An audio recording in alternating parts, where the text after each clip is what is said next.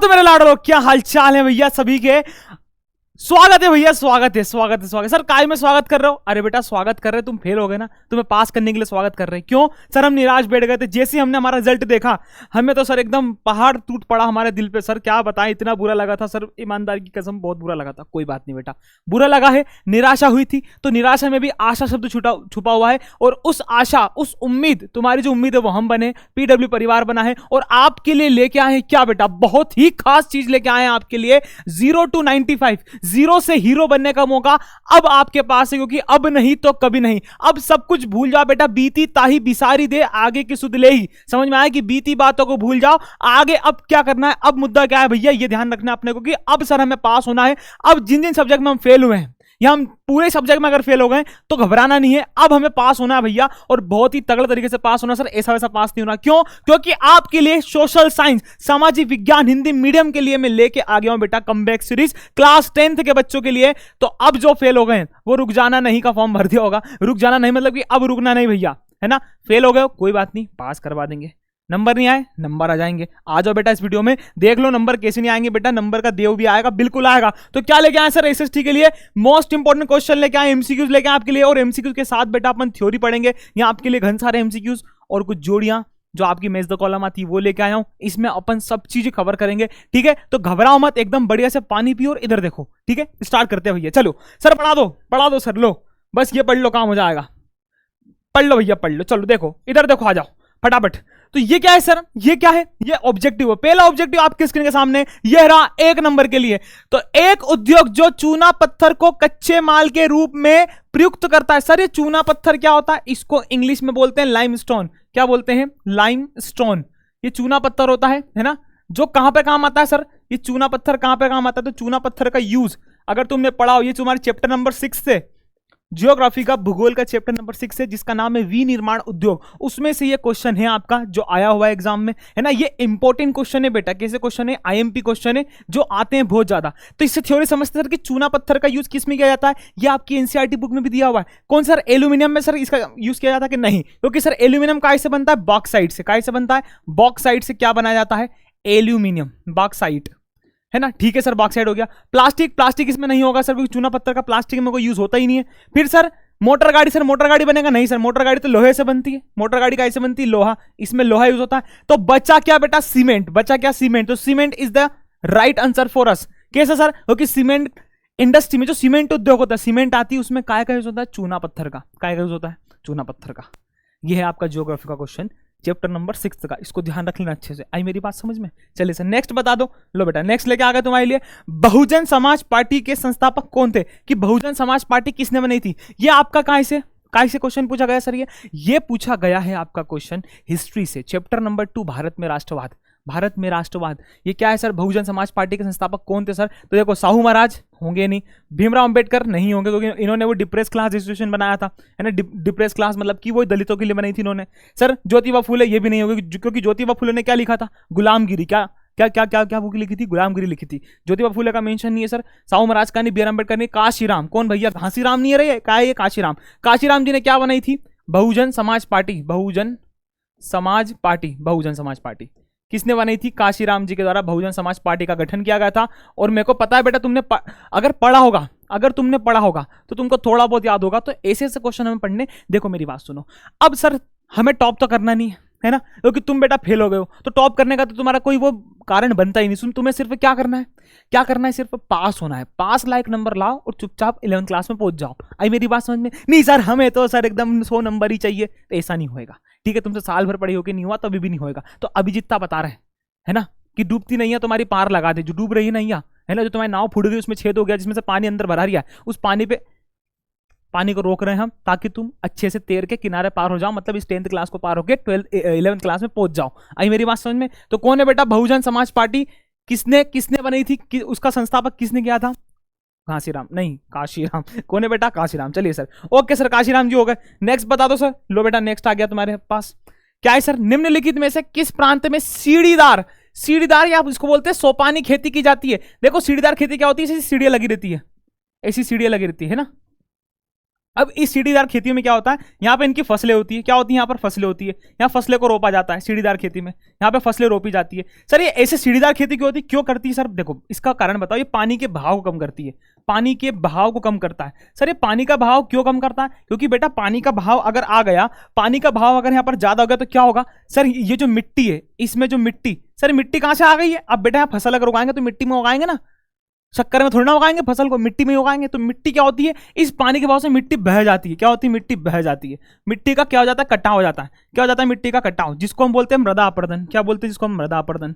अब सर मिट्टी कट गई, अगर मान लो मिट्टी कट गई, मिट्टी के बहाव या कटने की प्रक्रिया क्या कहलाती है, मृदा अपरदन। अगर सर यहाँ पे मिट्टी कट जाएगी है ना, तो फिर ये क्या होगी, फसल अच्छे से उग नहीं पाएगी। अब सीढ़ीदार खेती का मतलब क्या होता है, सीढ़ीदार खेती में पानी के बहाव को क्या कर देते हैं, कम कर देते हैं। क्या कर देते हैं, कम हो जाता है। इससे पानी का बहाव कैसा हो जाता है, कम। और पानी के बहाव कम जब होता है तो मिट्टी के कटने के चांसेस भी कम हो जाते हैं और उनकी फसल खराब नहीं होती, फसल अच्छे से उग जाती है ना, उपजाऊ बन जाती है। आई मेरी बात समझ में, बहुत ईजी है। मृदापतन इससे मैंने पढ़ा दिया क्या होता है बेटा, मृदापतन मिट्टी के कटने या भेने की प्रक्रिया को मृदापतन कहते हैं। 2 नंबर में क्वेश्चन पूछा जा सकता है। ये थ्योरी भी तुम साथ साथ कंप्लीट करते चलो, एक एमसीक्यूज है लेकिन उसके साथ में सारी की सारी थ्योरी तुमको बताने जा रहा हूं। अब सर सीढ़ीदार खेती कहां बनाई जाती है, सर पहाड़ों में। कहां बनाई जाती है, पहली चीज पहाड़ों में।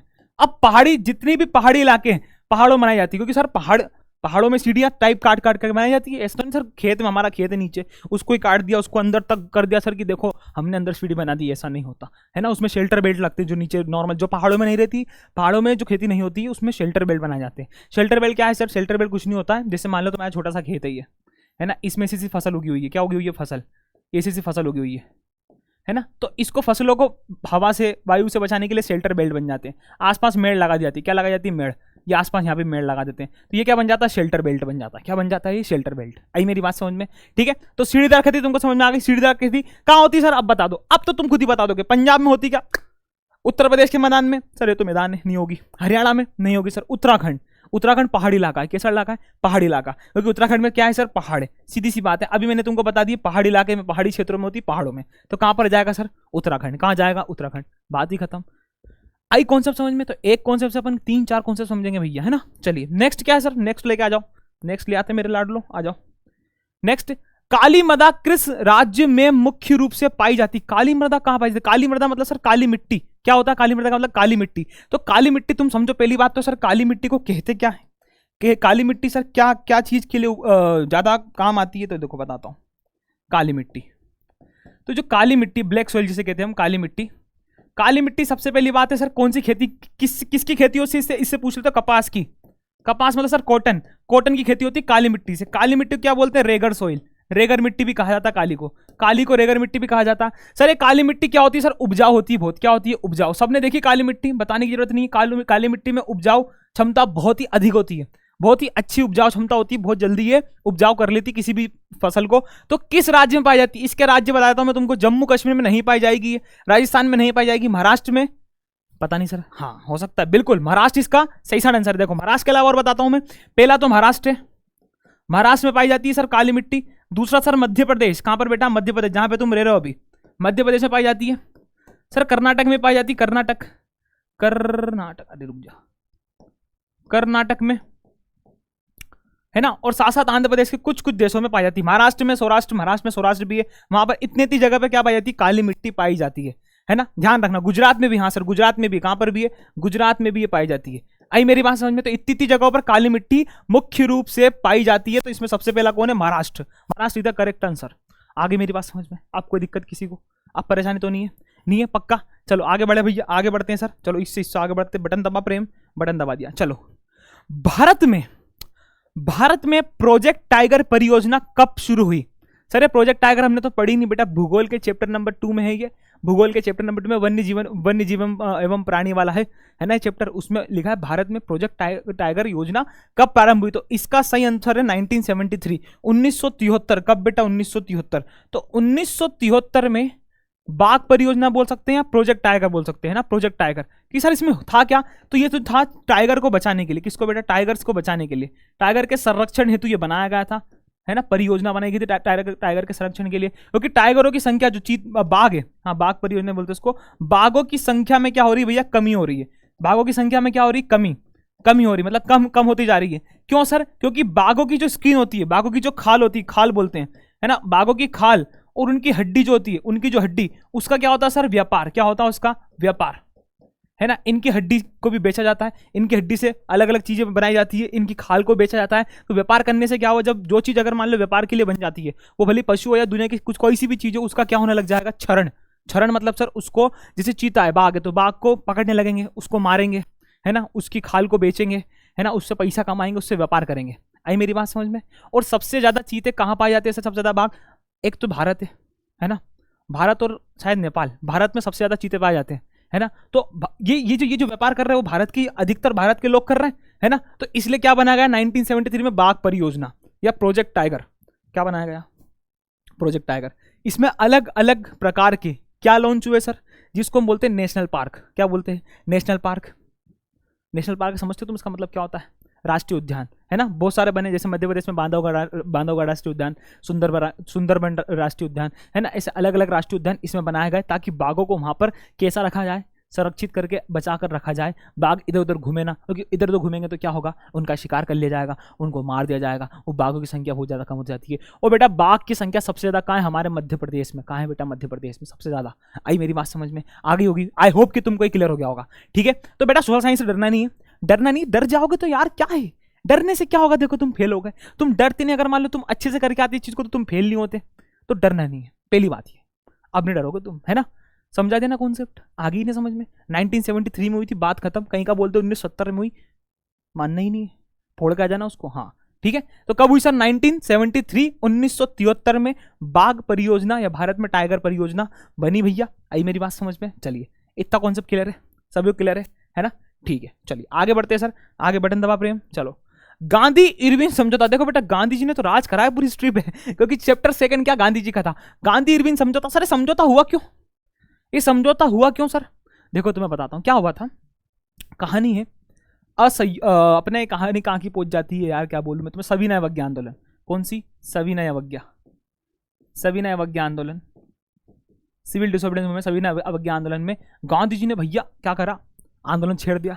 अब लड़ाई झगड़े हुए वहां पर, क्या हुए? लड़ाई झगड़े। गांधी जी ने क्या करा था? दांडी मार्च। क्या करा था बेटा? दांडी मार्च। दांडी मार्च सबको पता होगा, दांडी मार्च क्या है? दांडी मार्च करा था गांधी जी ने, नमक यात्रा। दांडी मार्च को बोलते हैं नमक यात्रा। नमक यात्रा करी थी गांधी जी ने, है ना। नमक यात्रा, नमक यात्रा, है ना। तो कहां से कहा था? कहीं सर साबरमती आश्रम इनका। कहां का बेटा? साबरमती। साबरमती आश्रम से कहां गए थे ये? साबरमती टू इनका गए थे दांडी। सर दांडी क्या है? दांडी एक बीच है। क्या है बेटा? दांडी एक समुद्र का किनारा, बीच है। बीच समझते हो? गोवा वाले बीच पे, हाँ वाला बीच है। तो बीच पे क्या करा उन्होंने भैया? क्योंकि सर समुद्र का पानी कैसा? खारा। समुद्र का पानी कैसा होता है? खारा। तो खारे पानी में इन्होंने क्या करा भैया? जो नमक होता नहीं, खारे पानी में इन्होंने नमक को, खारे पानी में नमक को क्या करा? मतलब पानी को उबाला। खारे पानी को उन्होंने क्या करा? उबाला। पानी को उबाला। अब पानी को इतना उबाला, इतना उबाला, इतना उबाला कि सर वो क्या बन गया? नमक बन गया। क्या बन गया? नमक। क्योंकि वहां पर नमक के टैक्स सबसे ज्यादा बढ़ गए थे, और नमक एक ऐसी चीज थी जो हर गरीब और अमीर आदमी यूज करता था, है ना। तो गांधी जी ने क्या कर दिया? गांधी जी ने इरविन को लेटर भी लिखा था एक बार कि भैया नमक के टैक्स कम कर दो, है ना। 11 मांगों का उल्लेख किया था गांधी जी। तुम पढ़ोगे तुमको पता चलेगा, ठीक है। तुमको बता देता हूं, तुमने नहीं पढ़ा इसलिए तो हम यहाँ पे आए, ठीक है। तो क्या करा गांधी जी ने? 11 मांगों का उल्लेख किया था, उसमें नमक कर को खत्म करने की उनकी सबसे बड़ी मांग थी, जो इरविन ने नकार दे कि नहीं, नट गया वो कि मैं नहीं करूंगा। तो गांधी ने कहा तुम मत करो, हम क्या कर देंगे? नमक यात्रा कर देंगे। नमक यात्रा कर दी, है ना। नमक यात्रा कर दी तो क्या हो गया भैया? साबरमती से लेकर दांडी तक पहुंच गए। खारा पानी, पानी को उबाला उन्होंने, कोई खारा पानी था। खारा पानी का मतलब क्या होता है? नमक। तो नमक उसमें से लास्ट में बचा, और वो नमक को लोग यूज करने लग गए। आज भी तुम अगर मान लो गुजरात में, कहाँ की बात चल रही? गुजरात में तुम अगर दांडी में जाओगे तो दांडी में भैया तुमको चीज मिल जाएगी वहां पर। क्या? गांधी जी की प्रतिमा बनी हुई है वहां पर कि दांडी मार्च यहाँ पर हुआ था। आई मेरी बात समझ में? इतना कॉन्सेप्ट क्लियर है सभी को। फिर इसके बाद क्या हुआ सर? इसके बाद सर हमारा सविनय अवज्ञा आंदोलन चालू हो गया। लोगों ने अवज्ञा करी। अवज्ञा मतलब सर कानून को तोड़ना। सविनय मतलब सबने साथ में मिलकर, अवज्ञा मतलब कानून को तोड़ा। नमक हर जगह उबाले गए, है ना। इससे क्या हुआ? ब्रिटिश सरकार क्रोधित हो गई। ब्रिटिश सरकार क्रोधित तो उन्होंने क्या करा? लोगों पे वही लोगों को डंडे मारना इधर उधर, है ना। और फिर जब लोगों को डंडे पड़े, लोगों को मतलब क्या कह सकते हैं, ब्रिटिश सरकार ने जब लोगों को शोषण करना स्टार्ट करा, मतलब वही उनको परेशान करना स्टार्ट करा, तो लोगों ने मुंह तोड़ जवाब दिया। क्या मुंह तोड़ जवाब दिया भैया? कि लोगों ने भी क्या करा? पुलिस स्टेशन जला दिए। उन्होंने भी बेहतरीन तरीके से मारा मारी करके, तुम शेर तो हम भी सवा से राजा, अब तो भिड़ लेते। तो भिड़ लिए भैया, ये भिड़ लिए तो बहुत ही ज्यादा क्या हो गया? बहुत ज्यादा क्या हो गया? कलेश हो गया वहां पर, लड़ाई झगड़े ज्यादा बढ़ गए। तो क्या हुआ? गांधी जी के राइट हैंड थे अब्दुल गफ्फर खां। अब्दुल गफ्फर खां को जेल में डाल लिया। साथ ही साथ फिर धीरे धीरे गांधी जी भी लपेटे में आ गए, गांधी जी तुम भी जेल में आए थे तो गांधी जी भी जेल में आ गए, समझना टॉपिक पे ला रहा हूँ वापिस में, गांधी जी को भी जेल में धर लिया गया, फिर उनके साथ 1 लाख लोगों को भी जेल में डाल दिया गया, फिर गांधी जी जेल में पहुंच गए। अब गांधी जेल में पहुंच के भैया तो देख रहे क्या करूँ क्या करूँ क्या करूँ, ठीक है। तो क्या हुआ, अब गांधी जी ने सोचा कि भैया क्या होगा, समझौता, क्या करना चाहिए, समझौता। गांधी जी ने इरविन से समझौता करा। गांधी जी को पता था कि अगर मैं जेल में बैठा हुआ हूं तो मेरा कुछ नहीं होने जाने वाला है, क्योंकि जेल में बैठे बैठे मैं मेरे भारत को आज़ाद नहीं कर सकता। तो गांधी जी ने क्या करा, इरविन से समझौता कर लिया। क्या कर लिया, इरविन से समझौता कर लिया। तो गांधी इरविन समझौता कब हुआ सर, 5 मार्च 1931। कब हुआ, 5 मार्च 1931 को। कब करा बेटा, 5 मार्च 1931 को गांधी जी और इरविन ने समझौता कर लिया, जिसको इंग्लिश में बोलते हैं गांधी इरविन पैक्ट। कब साइन हुआ था, तो 5 मार्च 1931 को गांधी इरविन पैक्ट साइन हुआ था, समझौता हुआ था। ध्यान रखना, समझौता बहुत पूछा जाता है, ठीक है, ये बहुत बार पूछा गया है, और ये लास्ट ईयर भी तुम्हारा शायद लास्ट ईयर भी पूछा गया था, ठीक है, क्लियर। चलिए, गांधी जी की सारी मैंने यहाँ पे बता दी है। तो इसके बाद क्या हुआ, गांधी जी छूट गए। गांधी जी छूटे तो फिर कहानी आगे बढ़ी, फिर पूना पैक्ट आया, तुमने अगर पढ़ा हो तो। पूना पैक्ट बना था, भीमराव अम्बेडकर जी, गांधी जी फिर लड़ लिए थे, गांधी जी ने आमरण अनशन चालू कर दिया था।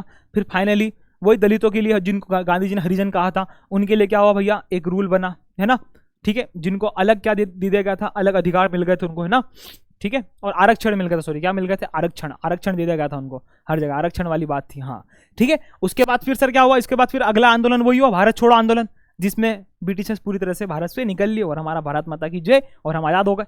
अभी से क्या बताऊँ मैं तुम्हें, इतनी पूरी की पूरी स्टोरी बता दी मैंने सेकंड चैप्टर की, और क्या चाहिए, अब क्या क्या क्या क्या दीपिका लेके जाओगे, दीपिका तो होगी बेटा रणवीर की। आगे देखो इधर, अब देखो आगे क्या देखेंगे सर, आगे आ जाओ, इतना समझ में आ गया, नेक्स्ट आ जाओ सर, नेक्स्ट, अरे टुडुक आ गया। तो क्या बोल रहे हैं कि भारत में ये हो गया, भारत में हिंदी के अलावा कितनी भाषाओं को संविधान की 8वीं अनुसूची में दर्ज किया गया है। कितनी भाषाओं को सर, कितनी भाषाएं, तो तुमको बता देता हूं भैया, हिंदी के अलावा वैसे अगर देखा जाए तो 8वीं सूची में भारत में कितनी भाषाएं, 22 भाषाएं। कितनी भाषाएं बेटा, 22 भाषाएं मुख्यतः बोली जाती है, जिसमें 22 भाषाओं की लिस्ट इस प्रकार है कि इसमें सारी सर मराठी, तमिल, तेलुगु, गुजराती, पंजाबी, है ना, अलग अलग अलग तरीके की जितनी भी रीजनल लैंग्वेज अपने यहाँ चलती है, 22 प्रकार की भाषाओं को मतलब भाषाएं शामिल है, अधिसूचित किया गया, अनुसूचित किया गया। कौन सी अनुसूची में, 8th शेड्यूल जिसे बोलते हैं हम, 8th अनुसूची में, 8वीं अनुसूची में। ये भी पूछा जाता है, इसको भी ध्यान रखना बेटा कि 8वीं अनुसूची में कितनी भाषा है, 22 भाषा। सर यहाँ तो 22 ऑप्शन ही नहीं है, सर यहाँ तो 22 ऑप्शन ही नहीं है, क्यों नहीं है समझाता हूँ। यहाँ क्या लिखा है, हिंदी के अलावा, क्या लिखा है, हिंदी के अलावा। सर 22 में हिंदी भी इंक्लूड है, अगर हिंदी को यहाँ से हटा दो तो कितने हो गए भैया, 21। कितनी हो गई, 21, तो 21 इज द आंसर। आ गई मेरी बात समझ में। सर ये कौन से चैप्टर में से आया, यह है तुम्हारे शायद से 3rd चैप्टर से, पॉलिटिका, है ना, लोकतांत्रिक राजनीति का 3rd चैप्टर है तुम्हारा, उसमें से ये क्वेश्चन पूछा गया है, ठीक है। उसमें भाषाओं के बारे में दिया गया है ना, कि भाषाएं कैसे बनी, भाषाओं का क्या हुआ था। तो 22 भाषा अपने शेड्यूल्ड की गई, काय में, 8th शेड्यूल में। कौन से शेड्यूल में, 8th शेड्यूल में। देखो ये जो क्वेश्चन आएंगे इसके हिसाब से मैं तुमको इतनी चीज बता सकता हूँ कि इसमें क्या क्या इंपॉर्टेंट है ना, इस टॉपिक के आजू बाजू मतलब इसके पूरी रेडियस में क्या क्या शामिल है, इतना मैं तुमको यहाँ पे बता सकता हूँ। और ये तुमको आई होप की समझ में आ गया होगा। हमेशा ध्यान देना, हिंदी के अलावा लिखा है, वरना तुम तो कहते हो सर 22 भाषा है नहीं, तुम 19 पे टिक करके आ जाओ। यहाँ बच्चे कंफ्यूज हो जाते हैं, उन्होंने दिमाग से खेला। तो पहले पढ़ना है, 10 सेकंड तुम क्वेश्चन पढ़ा करो, कम से कम 10 सेकंड को क्वेश्चन को पढ़ा करो कि क्या दिया क्या है सर, बोलना क्या चाह रहा है वो। तुम पढ़ते हो नहीं, फिर चालू कर देते हो, ठीक है। 22 भाषा आ गई। फिर सर सेकंड, भारत में सर्वाधिक साक्षरता वाला राज्य क्या है। सर साक्षरता क्या होती है, हमें तो यही नहीं पता। सर साक्षरता का मतलब क्या होता है, देखो साक्षरता का मतलब होता है लिटरेसी। क्या होता है इसका मतलब, लिटरेसी। सर ये लिटरेसी का मतलब भी क्या होता है, लोग बता देता हूं और अच्छा बताता हूं, पढ़े लिखे लोग, है ना, पढ़े लिखे लोग जिसे कहते हैं पढ़े लिखे लोग। तो पढ़े लिखे लोगों का मतलब राज्य कौन सा है कि जहां पर सबसे ज्यादा पढ़े लिखे लोग हैं। सर कहां पर है, देखो तो मैं बताता हूं। 3, ये तुम्हारे इकोनॉमिक्स में से आया। कहां से आया, इकोनॉमिक्स बोले तो अर्थशास्त्र में से, इकोनॉमिक्स में से क्वेश्चन पूछा गया है ना। इकोनॉमिक्स में से क्वेश्चन पूछा गया कैसा, देखो बेटा 3 ऐसी टेबल बनी हुई है, वहां पर क्या बनी हुई टेबल, उसमें 3 राज्य दे रखे। एक तो है अपना केरल, एक है तुम्हारा बिहार, एक कौन है बेटा, बिहार, एक केरल, एक बिहार, और एक है हरियाणा। एक क्या है, हरियाणा। केरल, बिहार और हरियाणा। तो केरल, बिहार और हरियाणा। तो केरल में जो है भैया, केरल में है 94% लिटरेसी रेशो। 94% लोगों वहां के कैसे साक्षर है, पढ़े लिखे, और यही सबसे ज्यादा है। ये क्या है, सबसे ज्यादा मतलब ये सर्वाधिक है। ये क्या है बेटा, सर्वाधिक, सबसे ज्यादा सर्वाधिक, सर्वाधिक साक्षरता वाला देश, देश नहीं सॉरी राज्य, भारत में सर्वाधिक साक्षरता वाला राज्य, लिटरेसी रेशो जहां पर सबसे ज्यादा है, वो कौन सा है? इकलौता मात्र केरल। कौन सा है बेटा? केरल। इसमें ज्यादा और कम पूछता है, परसेंटेज कभी कभी पूछ लेता है, कभी ज्यादा नहीं पूछता, पर ज्यादा और कम में क्या? सर्वाधिक, सर्वाधिक पूछेगा और न्यूनतम पूछेगा। सर्वाधिक में कौन आ गया सर? केरल। सर अब बता दो सर न्यूनतम कौन है? तो न्यूनतम क्या है बेटा? बिहार। न्यूनतम क्या है? बिहार। सबसे कम कैसा बेटा? सबसे कम, सबसे कम साक्षर राज्य कौन सा है भारत में? तो वो क्या नाम है उसका? बिहार। सबसे कम कौन सा है? बिहार। आई मेरी बात समझ में? बुक में टेबल बनी है बेटा, फर्स्ट चैप्टर है किसका सर? इकोनॉमिक्स का, विकास करके, है ना, फर्स्ट चैप्टर है डेवलपमेंट विकास, उसमें आपको टेबल मिल जाएगी। वहां पर ये मिलेगा कि सबसे सर्वाधिक साक्षरता वाला देश कौन सा है, सॉरी देश का, बार बार देश का नाम आ रहा है मेरे मुंह पे, कौन सा राज्य कौन सा है? तो अपना केरल है। और सबसे न्यूनतम साक्षरता वाला राज्य कौन सा है? बिहार है। इस चीज को अच्छे से ध्यान रखोगे, ठीक है। इसमें एक और चीज है, इसमें एक और चीज समझा देता हूं। इसमें एक और चीज आती है, इसमें अगर ये टॉपिक आया ही है तो देखो, इसमें लिखा है शिशु मृत्यु दर। इसमें एक और चीज है, शिशु मृत्यु, अरे प्रेम क्या हो गया इसको, शिशु, अरे तू पूरी मिट जा भैया, शिशु मृत्यु दर। अगर तुमने पढ़ा हो शिशु मृत्यु दर भी है, तो शिशु मृत्यु दर का मतलब क्या होता है सर? कि एक साल में 1000 बच्चों में से, एक साल में 1000 बच्चों में से, है ना, कितने बच्चे मर रहे हैं? 1000 बच्चों में, एक साल में अगर 1000 बच्चे पैदा हो रहे तो उसमें से कितने बच्चों की एक साल से पहले, है ना, कि वो 1 ईयर ओल्ड होने से पहले मर जाते हैं, एक साल का कंप्लीट होने से, मतलब एक पूरे साल में, जैसे 2025 की बात करें तो इस 2025 में ऐसे बच्चे, 1000 बच्चों में से ऐसे बच्चे जो एक साल की आयु पूरा करने से पहले, मतलब कि 8 महीने, 4 महीने, 5 महीने में मर जाते हैं, किसी कारणवश मर जाते हैं, उसको क्या बोलते हैं? शिशु मृत्यु दर। तो शिशु मृत्यु दर सबसे ज्यादा कहाँ है सर? सबसे ज्यादा सबसे ज्यादा कौन से देश में? बिहार में। सबसे ज्यादा कौन में? बिहार में। अधिकतम कहाँ है? बिहार। सर सबसे कम कहाँ है? केरल। सबसे कम कहाँ है? केरल। तो दो चीज ध्यान रखना, अधिकतम क्या है, सबसे ज्यादा क्या है? यहाँ पे स्टार लगा देता हूं, सबसे ज्यादा कहां पर है? बिहार में। और सबसे कम कहां पर है? केरल में। आई मेरी बात समझ में? सर यहाँ वैसे वैसे उल्टा है ना, अगर मैं बोलूं साक्षरता दर, तो सबसे ज्यादा कहां है? केरल में। यहाँ पे क्या है? शिशु मृत्यु दर सबसे कम केरल में, और यहाँ सबसे ज्यादा साक्षरता दर कहां पर है? केरल में, है ना, उल्टा है ये। और बिहार में सबसे न्यूनतम साक्षरता दर है, और इधर तुम देखोगे तो बिहार में सबसे ज्यादा शिशु मृत्यु दर है। आई मेरी बात समझ में? इन्फेंट मोर्टेलिटी रेशो, इसको बोलते हैं infant mortality ratio, IMR. IMR बोलते हैं, क्या बोलते हैं? आईएमआर। अब बताओ कोई दिक्कत समस्या? सर कहां पर है? केरल में। इतनी पूरी टॉपिक मैंने पढ़ा दिया, इसमें से ये चीज बन जाती है। आगे बढ़ते हैं, आगे बढ़ा प्रेम, चलो देखो आगे बढ़ गया। क्या है सर ये? फ्रेडरिक सोरियो कलाकार थे। देखो फ्रेडरिक सोरियो सर थे कौन बेटा? हिस्ट्री में पहले भारत में राष्ट्रवाद, कहां की बात चल रही है? कहां की बात चल रही है सर? भारत में राष्ट्रवाद, कहां की बात चल रही है? भारत में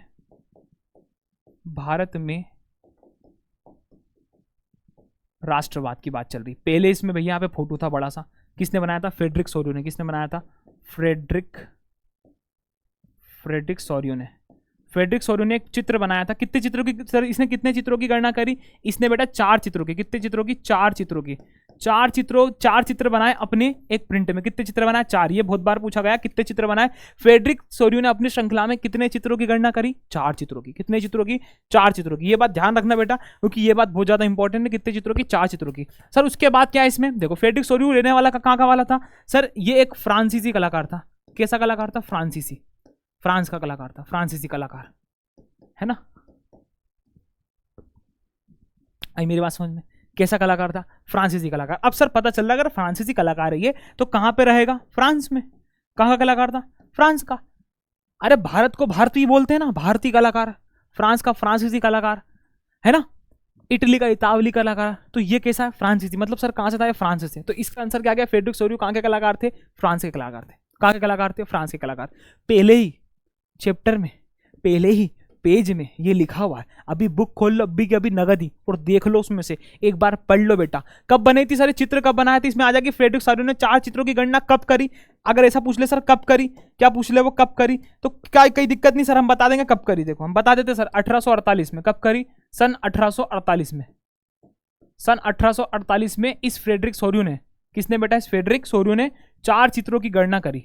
ठीक है, 1848 में बना दिया। ठीक है, इसके अलावा कोई दिक्कत? जो उसकी दुनिया, उसने काल्पनिक संसार रचा था, है ना। है ना, कैसा रहता था, काल्पनिक संसार जो जनतांत्रिक था, है ना, कैसा था, जनतांत्रिक। और क्या था सर, जनतांत्रिक मतलब लोगों का उसमें तंत्र था, है ना, उसमें सारे राष्ट्र के ध्वज वगैरह सब कैसे थे उसमें तुमको चित्र में दिख रहे होंगे। अभी तुम खोल के बैठ लो, अभी हाल ही खोल लो पहला पे, उसमें देखो देखो उसमें सारे तुम्हें चित्र दिखेंगे, सारे सारे देश के झंडे दिखेंगे आसपास, है ना। नीचे अगर तुम देखो कूड़ेदान में निरंकुश सरकार के जो होता है ना सर का ताज, क्या होता है सर का ताज, ऐसा ऐसा बना हुआ, तुमको कुछ न कुछ मिलेगा, ये ऐसा ऐसा बना हुआ, ऐसा जो मुकुट होता है, मेरी ड्राइंग खराब है तुम कर लेना भैया से एडजस्ट। तो ऐसा जो क्या होता है मुकुट, क्या होता है, ताज है सर का, है ना, ताज इसको बोलते हैं ताज। ये तो सर का ताज होता है जो राजाओं पहनते थे। वहां पे क्या थे, निरंकुश राजा थे। निरंकुश राजा का मतलब क्या होता है सर, जिसका सर कोई कंट्रोल नहीं होता, जिसके ऊपर वो जो चाहेगा वो कर लेगा। जैसे हमारी गवर्नमेंट में क्या है, सबका कंट्रोल है, अपने अपने पावर है। तो निरंकुश राजा मतलब निरंकुश वहां पे सरकार थी, इसका मतलब समझ गए तुम, जिसपे कोई कंट्रोल नहीं हो। ठीक है, आगे बात समझ में, पूरा का पूरा टॉपिक समझा दिया मैंने। तो उसको नीचे कूड़े में फेंक दिया था, मतलब वहां पर राजा का कोई शासन नहीं था, जनतांत्रिक लोकतंत्र भैया, जनता का तंत्र था, है ना, जनता का शासन था वहां पर। कहां पर, फ्रांस में, और यूरोप में एक तरीके से पूरा कह सकते हो, फ्रांस में नहीं पूरे यूरोप में। ये काल्पनिक दृश्य बनाया था फ्रेडरिक सोरियो ने। क्लियर होगी भैया बात, अभी किताब खोल के पढ़ लेना, उसमें बहुत सारी चीजें दी गई है, है ना। स्वतंत्रता की प्रतिमा बनी हुई है, एक हाथ में मशाल लिए, एक हाथ में भैया राइट्स ऑफ मैन की बुक ली है ना। आगे मेरी बात समझ में, चलिए नेक्स्ट, अगला क्या है सर, अगला लो भैया, अगली स्लाइड को दबा दिया जाए, दबा दे, चलो अगली स्लाइड में। प्रथम विश्व युद्ध आरंभ हुआ। प्रथम विश्व युद्ध भैया, सबसे पहला युद्ध सर कब चालू हुआ था, तो बेटा तुम्हें बता दूं कि जो वर्ल्ड वॉर फर्स्ट है, WW1 लिखते हैं इसको, WWF नहीं लिखते, WW1 क्या बोलते हैं सर, WW1 ऑरेंज पेन से पढ़ाएंगे, WW1 first world war first, प्रथम विश्व युद्ध चालू हुआ 1914 में। सर कहां तक चला ये, 1918 तक चला। कहां तक चला, 1918 तक। ये बहुत बार पूछा गया, इसको ध्यान रख लेना कि 1914 से 1918 तक ये चला, है ना, 4 साल। कितने साल चला बेटा, 4 साल। 4 साल ये युद्ध चला भैया तुम्हारा, प्रथम विश्व युद्ध। ठीक है, और सेकेंड वर्ल्ड वॉर कब चालू सर, 1939 से तो 1945 तक ये सेकेंड वर्ल्ड वॉर चली, है ना। 39 से 45 तक उधर सेकेंड वर्ल्ड वॉर चली। फर्स्ट वर्ल्ड वॉर 1914 से 1918 तक चली, ये बात ध्यान रख लेना। 1914 सर ये आंसर, 1915 करके नहीं आना है। आगे मेरी बात समझ में अच्छे ध्यान रखना। चलो नेक्स्ट देखो, मुंबई में प्रथम कपड़ा मिल कब स्थापित हुई। तो बेटा अगर मुंबई की बात करें, मुंबई में प्रथम कपड़ा मिल कब बनी। सर ये कौन सी चैप्टर का है, ये है बेटा आपके इतिहास में लास्ट चैप्टर का। सर ये आप क्यों बता रहा हो कि इतिहास में लास्ट चैप्टर का, तुम अभी बुक खोल के देख लो एक बार, तुम अभी बुक खोल के अभी नगद ही देख लो एक बार। कहाँ देख लो, नगद 5th नहीं 4th चैप्टर का है। कौन सा चैप्टर का, 4th। इतिहास में, इतिहास का चैप्टर है बेटा, इतिहास का 4th चैप्टर, औद्योगिकरण का युग, है ना, उसमें औद्योगिकरण हुआ। तो सर मुंबई में सबसे प्रथम कपड़ा मिल, कौन सी मिल, कपड़ा मिल। ये कपड़ा मिल कब बनाई गई सर, ये जो कपड़ा मिल थी ना, ये बनाई गई थी 1854 में। कब बनाई गई थी, 1854 में। 1854 में सबसे पहले कपड़ा मिल बनाई गई मुंबई में। कहाँ बनाई गई, मुंबई में। ऐसा क्वेश्चन पूछ सकता है कि 1854 में सबसे सर्वप्रथम कपड़ा मिल कहाँ पर बनाई गई, तो कहाँ पर बनाई गई, बॉम्बे में, मुंबई में। ध्यान रखना इसको अच्छे से, ठीक है। आगे मेरी बात समझ में, और क्या दिक्कत भैया, कोई दिक्कत नहीं सर, इतना क्लियर हो गया। चलो आगे बढ़ते हैं। अब आगे बढ़ने में क्या है सर, 1854, इसका आंसर क्या हो जाएगा, 1854 हो जाएगा। चलो नेक्स्ट क्या है भैया, नेक्स्ट आ जाओ। प्रोजेक्ट टाइगर योजना, ये वापस आ गया, बता दो कब है। कमेंट में बताओ कि प्रोजेक्ट टाइगर योजना कब बनाई गई, बताओ प्रोजेक्ट टाइगर योजना कब बनी। बेटा 2 बार आ गया, मतलब पूछा गया बहुत बार क्वेश्चन, कब बनी गई। अभी बताया मैंने, अभी 5 मिनट पहले बताया, कब बनी गई भैया, कब बनी गई। ऐसा करो तुम, इक्का बिक्का डोला बिक्का डोला डोला ढाई डुम डुम डुम डुम, ये आंसर है। ये मैंने ऐसे नहीं करा बेटा, ये मुझे याद है, ये आंसर है, ठीक है। अभी हाल ही बताया 5 मिनट पहले, और तुमने भी शायद आंसर कर दिया होगा इसका, 1973। चलो ठीक है राजू, ठीक है पप्पू, ठीक है भैरू, ठीक है सीता गीता, आगे सबको समझ में जितने बैठे हुए यहाँ पर।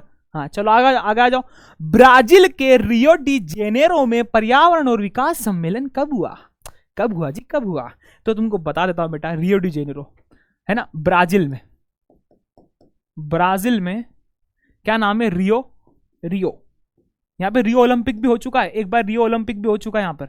रियो में ओलंपिक हो चुका, ओलंपिक का गेम होता है ना जो अभी जापान में हुआ था, है ना, जापान में भी पहले हुआ था, तो ये एक बार रियो में होता था। रियो कहाँ है सर, ब्राजील में। रियो डी जेनेरो उसको पूरा बोलते हैं, रियो डी जेनेरो। तो रियो डी जेनेरो में ब्राजील में सबसे सर्वप्रथम, है ना, क्या कह सकते हैं उसको, ये था एक अंतरराष्ट्रीय, क्या था ये, अंतरराष्ट्रीय विश्व सम्मेलन। क्या था ये, अंतरराष्ट्रीय विश्व सम्मेलन था सर ये, पहली चीज तो ये ध्यान रखो तुम। सर कब हुआ था ये हुआ था बेटा जून 1922 में। जून 1922 में 100 देशों के प्रमुख लोग आए थे। कितने देशों के? 100 देशों के। कितने देशों के आए थे सर? 100 देशों के, भूलना मत। कितने देशों के आए थे? 100 देशों के प्रमुख लोग वहां पर आए थे। 100 देशों के हेड आए थे, है ना, पूरे वर्ल्ड में से 100 देशों के हेड वहां पर आए थे। सर किस लिए आए थे? रोटी खाने आए थे? नहीं, जो पर्यावरण और विकास, पर्यावरण का जो विकास है उसको किस तरीके से करना है इसकी चर्चा करने आए थे। ये सब लोग मिले थे, जिसमें क्या बनाया गया? रियो डी जेनेरो अर्थ समिट, प्रथम विश्व अर्थ समिट को बोलते हैं विश्व सम्मेलन। प्रथम विश्व सम्मेलन था ये, जो कहां पर हुआ था? रियो डी जेनेरो में, ब्राजील में, जून 1992 में। और यहां पर क्या बना था बेटा? यहां बना था एजेंडा 21। क्या बना था? एजेंडा 21। कि ये एक तरीके से 1900, अगर यहां पे मैंने लिखा 1992, तो ये 20वीं शताब्दी में बना था। कब बना था? 20वीं शताब्दी में। अब ये एजेंडा 21 नाम क्यों दिया? क्योंकि 21वीं शताब्दी के लिए बना था। अभी कौन सी शताब्दी चल रही है? 21वीं शताब्दी। सर शताब्दी तो हमें समझ में नहीं आती। देखो ये इसको 20वीं शताब्दी क्यों बोला? क्योंकि सर शताब्दी होती 100 वर्ष की, तो 1900 से 1999, है ना, ये होगा 100 साल, क्योंकि एक साल ये और 99 100 हो गए। तो ये जो ऐसा चलता है 1900 वाली, इसको बोलेंगे 20वीं शताब्दी। और 2000 से तो 2099 को बोलेंगे हम कौन सी शताब्दी? 21वीं शताब्दी। तो अभी जो हम जी रहे हैं वो कौन सी शताब्दी है? 21 शताब्दी। तो यहाँ रियो डी जेनेरो अर्थ समिट में, इस सम्मेलन में 21वीं शताब्दी में भी वैसे पर्यावरण का विकास हो, इस वजह से क्या बना था? एजेंडा 21, जो तुमने पढ़ा होगा। ये पहला चैप्टर है किसका? भूगोल का, संसाधन वाला। उसमें लिखा है, 1-2 पेज पलटो कि उसमें तुमको मिल जाएगा एजेंडा 21। इस एजेंडा 21 का ही मतलब यही था कि सतत पोषणीय विकास आगे चलता जाए, है ना, और जो हम विकास कर रहे हैं उससे भी किसी भी प्रकार की पर्यावरण को नुकसान न पहुंचाया जाए। ठीक है भैया, समझ में आ गया? 1992, 22 नहीं यार, 1992, 22 लिख दिया मैंने, sorry, I am literally sorry, 22 लिख दिया मैंने, 1992, 22 गलती से लिखा गया बेटा, भूल चूक लेना देना माफ, 1992। ठीक है, चलिए आगे बढ़े। चलिए नेक्स्ट क्या है सर? छोटा नागपुर क्षेत्र की मुंडा और संथल जनजाति किन पेड़ों की पूजा करती थी? मुंडा और संथल जनजाति किन पेड़ों की पूजा करती थी? तो देखो तुमको बताता हूं। छोटा नागपुर एक जगह का नाम है, एक एरिया का नाम है, जो यूपी में है। कहां पर है? यूपी में। छोटा नागपुर कहां है? यूपी में। यूपी में एक एरिया का नाम है छोटा नागपुर। वहां पर मुंडा और संथल जनजाति किसकी पूजा करती थी? तो तुमको बताता हूं, महुआ और कदम्ब। किसकी बेटा? महुआ। सर ये महुआ क्या है सर? ये तो दारू आती है महुए की। बेटा महुए का एक फूल होता है, उसकी बनती है दारू भी। हाँ वो सही है तुम्हारा कहना, पर इसकी पूजा भी की जाती है। कदम्ब। ये क्या है सर? पेड़ है। क्या है? ये दोनों के दोनों पेड़ है। इन पेड़ों की पूजा की जाती है, आई मेरी बात समझ में? ये भी आपका भूगोल का, ये आपके भूगोल में बेटा, ये आपके भूगोल में 2nd चैप्टर में दे रखा है। 2nd चैप्टर, इसको तुम देखना जरा। 2nd चैप्टर में दे रखा है ना? आ गया?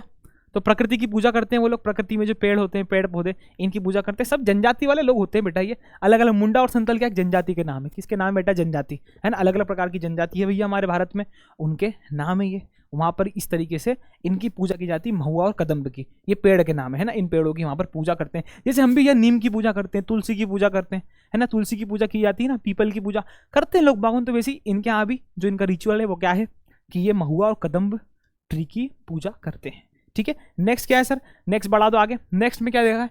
भारत की एक बड़ी जल संसाधन परियोजना, जिसमें महाराष्ट्र, मध्य प्रदेश, गुजरात तथा राजस्थान सम्मिलित है। ये कौन सी परियोजना है? तो मेरी बात समझ लो, जैसे ही महाराष्ट्र, मध्य प्रदेश, गुजरात और राजस्थान का नाम आ जाए, तो यहां पर जो परियोजना मतलब इसका प्रोजेक्ट, कौन सी नदी का प्रोजेक्ट है ना? कौन सी नदी का प्रोजेक्ट है? तो सबसे पहले मैं नदी का नाम बताता हूं। नदी का नाम है नर्मदा। नदी का क्या नाम बेटा? नर्मदा। ये नर्मदा नदी के क्या है? प्रोजेक्ट है। अब सर बात आती है कि नर्मदा नदी पे बांध कौन सा बना हुआ है? तो नर्मदा नदी पे बांध बना है सरदार सरोवर बांध। कौन सा बांध बना है? सरदार सरोवर बांध, डैम। सरदार सरोवर बांध बना है कौन सी नदी पर? नर्मदा नदी पर, सरदार सरोवर डैम, है ना। और इस सरदार सरोवर बांध परियोजना, पूरा का पूरा लिख देता हूं। सरदार सरोवर बांध परियोजना में कौन कौन से राज्य शामिल होते हैं? तो बेटा देखो, तुमको पता है कि सबसे पहले जो ये नर्मदा नदी वो कहां से निकली है? अमरकंटक से। कहां से निकली है? अमरकंटक से। ये नर्मदा नदी निकली अमरकंटक से। और अमरकंटक में सबसे पहले कहां है? अमरकंटक है का सर? मध्य प्रदेश में। कहां है बेटा? मध्य प्रदेश में। मध्य प्रदेश में सबसे पहले निकलती है ना। फिर क्या है सर? गुजरात में भी है ये, है ना।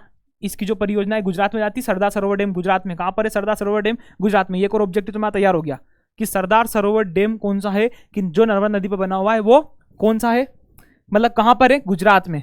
कौन सी नदी पर, नर्मदा नदी पर, इतना ध्यान रखना। गुजरात से होकर जाती है सर, महाराष्ट्र जाती है, और क्या सर, राजस्थान।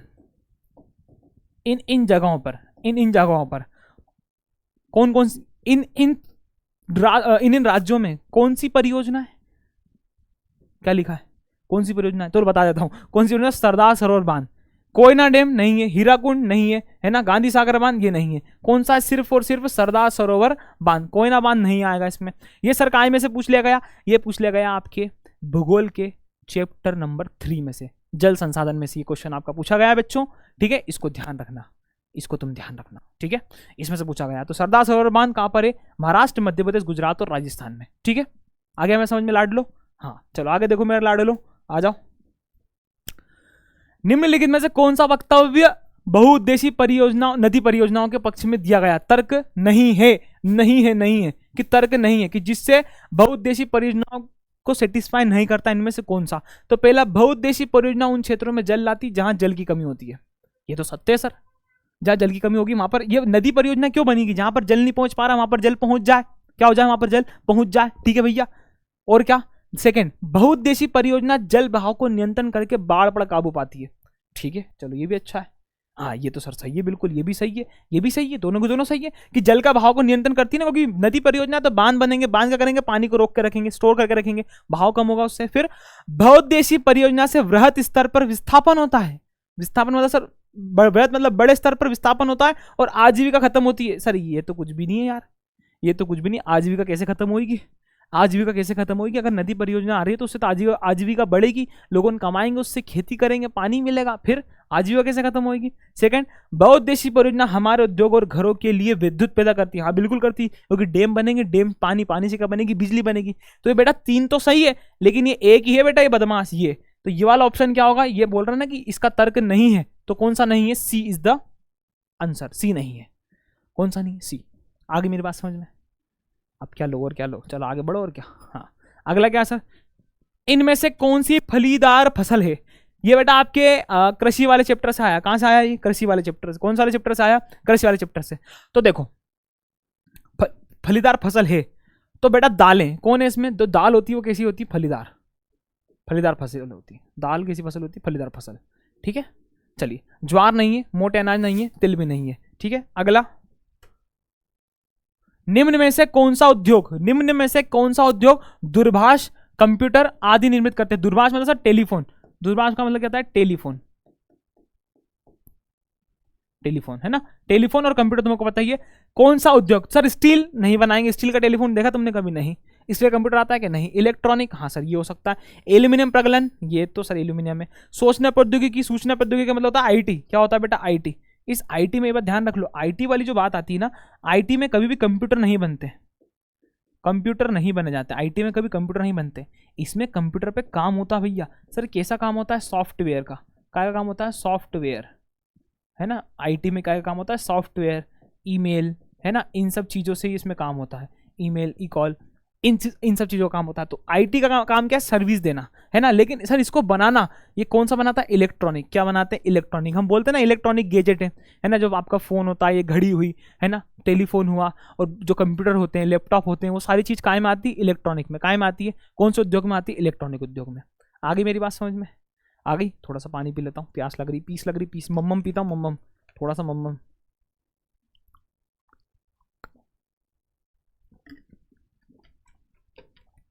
चलो नेक्स्ट क्या है सर, निम्न में से कौन सा राज्य हजीरा विजयपुर जगदीशपुर पाइपलाइन से नहीं जुड़ा है। सर ये मैप में समझ सकते हो उसको, आप कहाँ समझ सकते हो, मैप में भैया, कहाँ समझ सकते हो, मैप में। सर मैप में कहाँ समझेंगे मैप में, देखो समझो तो मैप में कैसे समझेंगे सर, आप तो इसी बता दो, इसी बता देंगे बेटा, ये आपके 5th चैप्टर ज्योग्राफी का क्वेश्चन है, समझाएंगे। देखो तो हजीरा विजयपुर जगदीशपुर पाइपलाइन से नहीं जुड़ा है, कौन सा राज्य, मध्य प्रदेश, महाराष्ट्र, गुजरात या उत्तर प्रदेश। सर ये तो हमें ही नहीं पता, बता दो, तुम्हारा भाई बैठा है यहाँ पे, काय को टेंशन लेते तुम। देखो ये जो HVJ पाइपलाइन बोलते हैं, क्या बोलते हैं, HVJ, एच से हजीरा, वी से विजयपुर, जे से जगदीशपुर।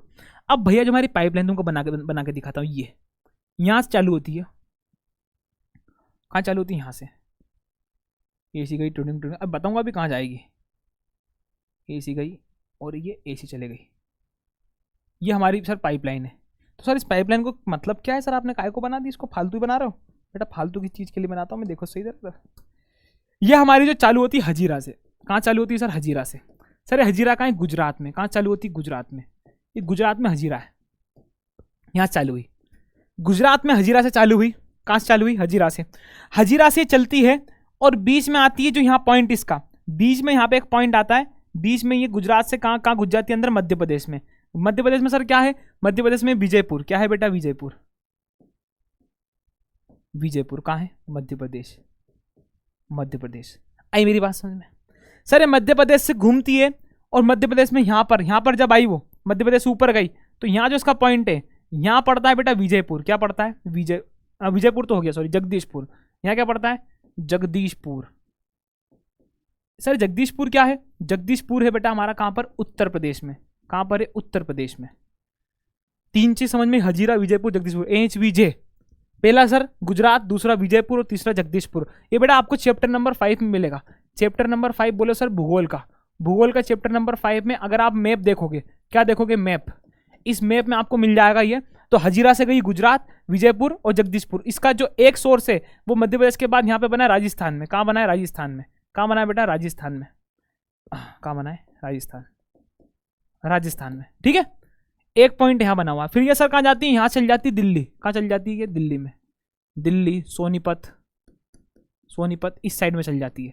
ठीक है, तो यहाँ समझ में आया सर कि यहाँ गुजरात स्टेट तो आ रही है, मध्य प्रदेश भी आ रही है, उत्तर प्रदेश भी आ रही है, राजस्थान भी इधर आ रही है कोने में। लेकिन सर हमारे पास क्या इधर ऑप्शन है, क्या मध्य प्रदेश है? हाँ सर आ रही मध्य प्रदेश। महाराष्ट्र, यहाँ सर महाराष्ट्र भी, तेरी महाराष्ट्र नहीं है सर, हाँ महाराष्ट्र नहीं है, महाराष्ट्र में नहीं जा रही है। गुजरात है क्या भैया? हाँ सर गुजरात भी है। सर उत्तर प्रदेश है, उत्तर प्रदेश भी। तो क्या आंसर हो जाएगा, this is the answer, Maharashtra is the answer. अब और क्या लो मैं तुमको, इतनी पाइपलाइन ही बना दी मैंने, ये पाइपलाइन बना दी यहाँ यहाँ यहाँ। अब और क्या चाहिए, इतने में क्या मिलेगा? आ रहा मजा?